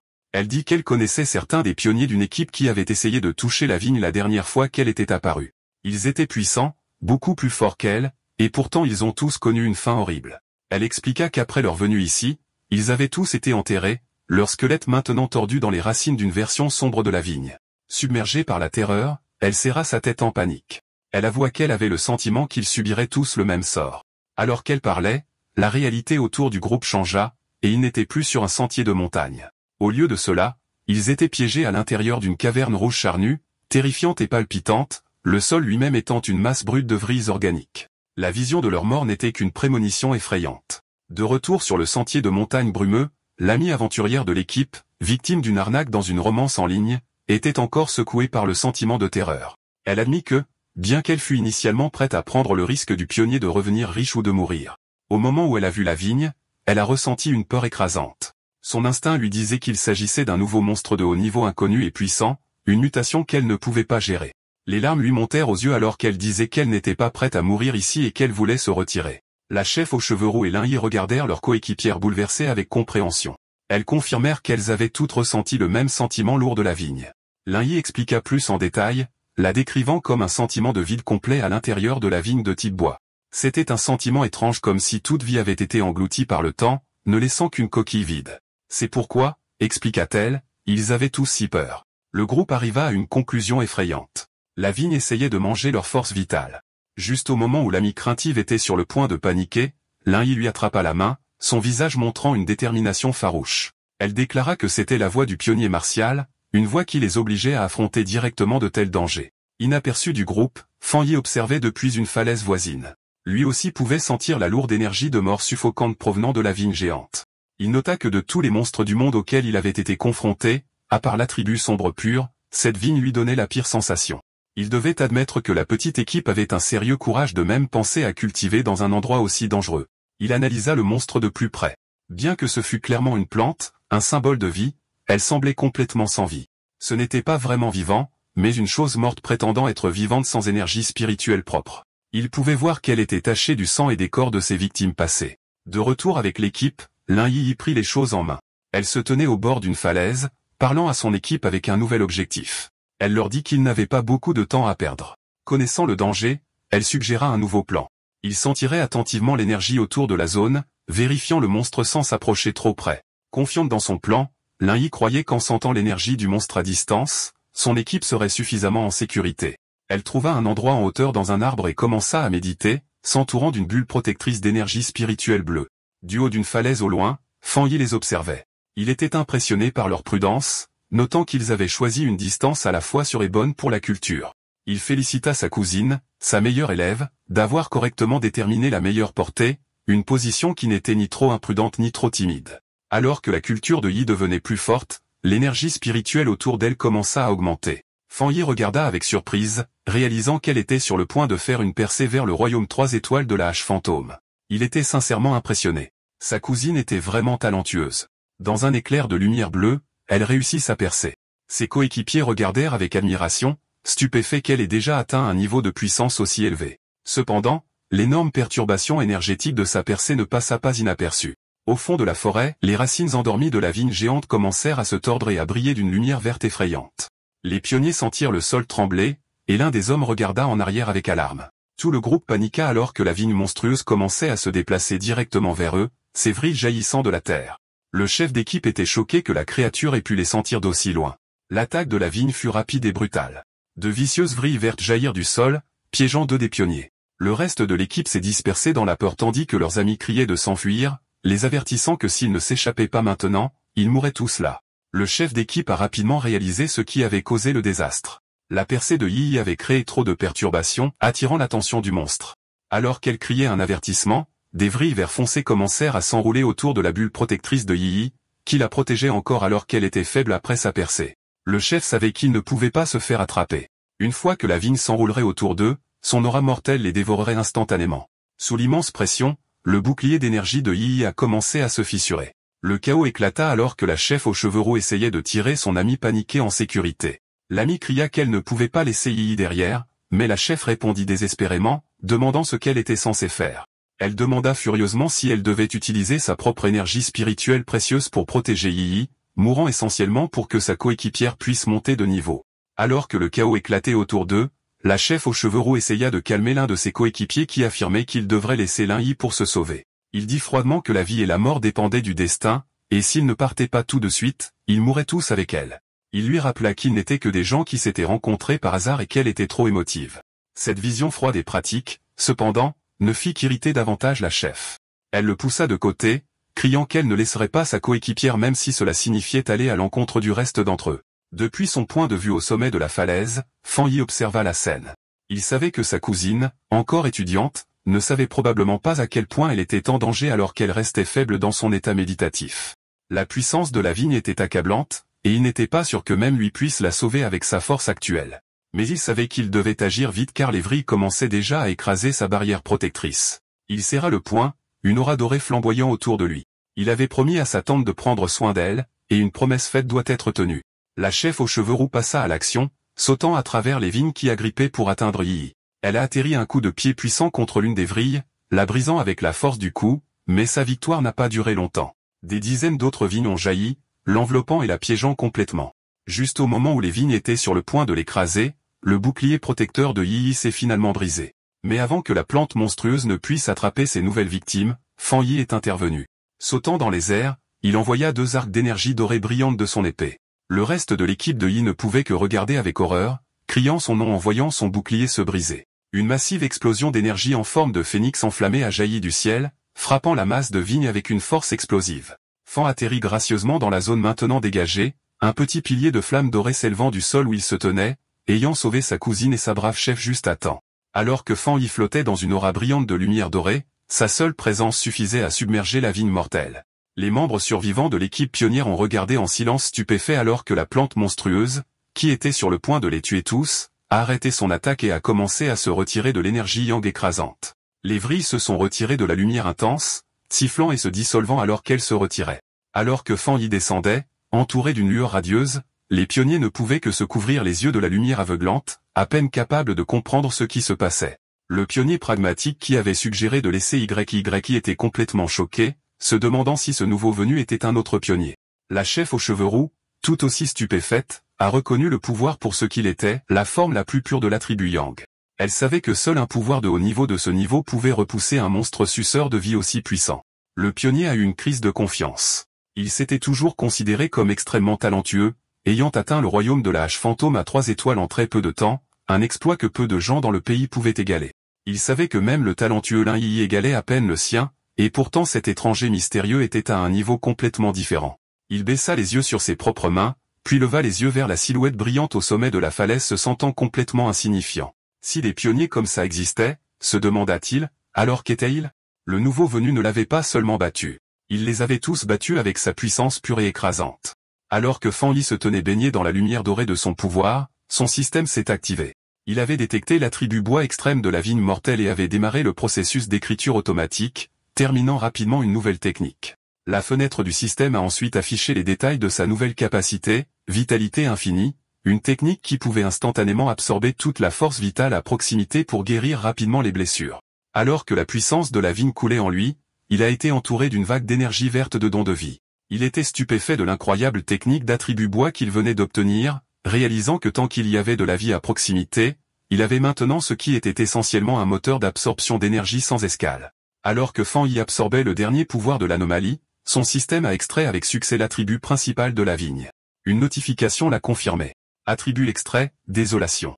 Le système a décrit son pouvoir effrayant, la capacité de créer instantanément une aura désolée qui détruirait toute vie environnante. Fan Yi se tenait calmement dans l'énergie verte tourbillonnante, absorbant pleinement le nouveau pouvoir. Quand il ouvrit les yeux, il brillait du même vert vibrant que la vigne désolée. Il se tenait dans la clairière maintenant sans vie, une faible aura verte autour de lui. Il comprit maintenant pourquoi la vigne ne pouvait pousser que dans un endroit isolé aussi dangereux. Si elle poussait ailleurs, elle drainerait chaque parcelle de vie à des kilomètres à la ronde. Il pensa à la nature impitoyable de l'attribut de désolation, une force puissante qui volait de force la force vitale des autres. Ses pensées furent interrompues par une voix reconnaissante.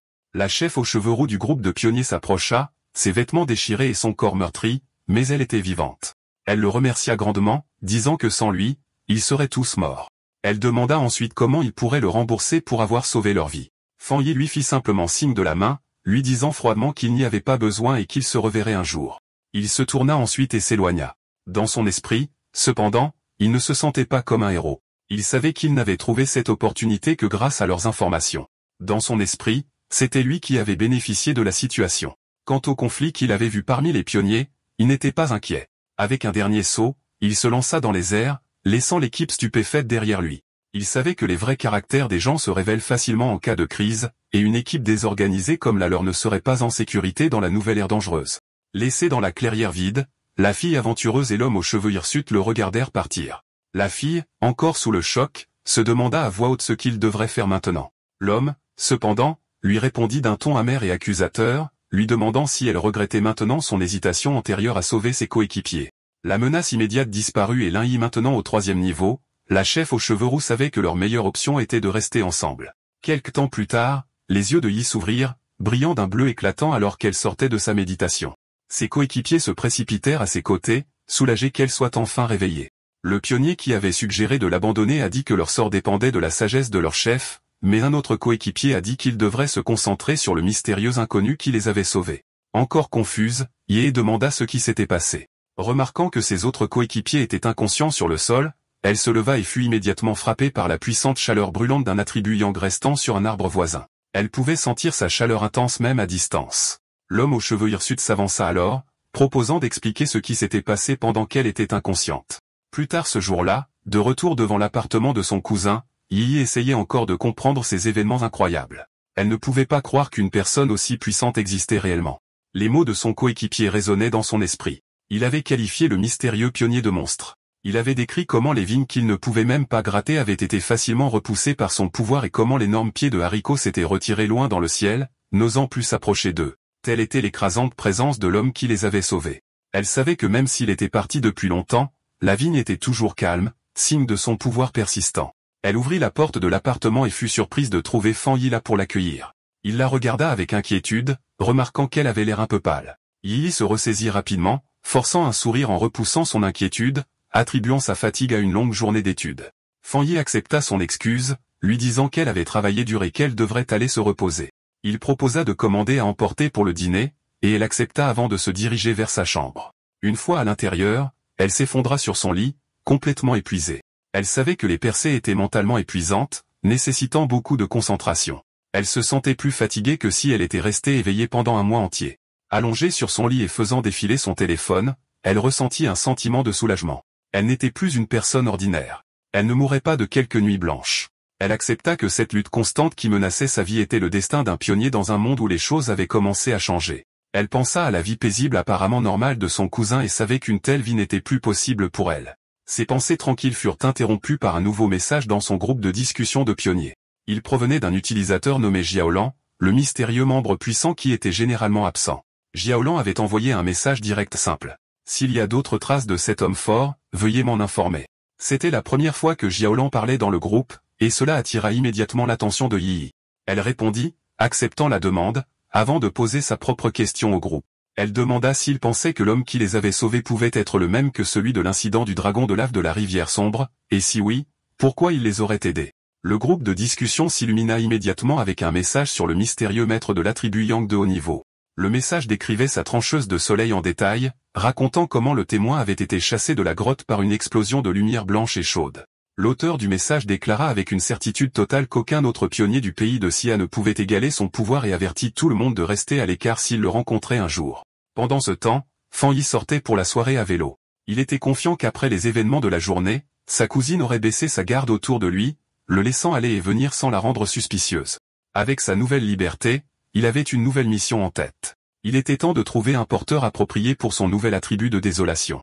Il savait que ce pouvoir était plus compatible avec les plantes, et il pédala dans la nuit pour commencer sa recherche.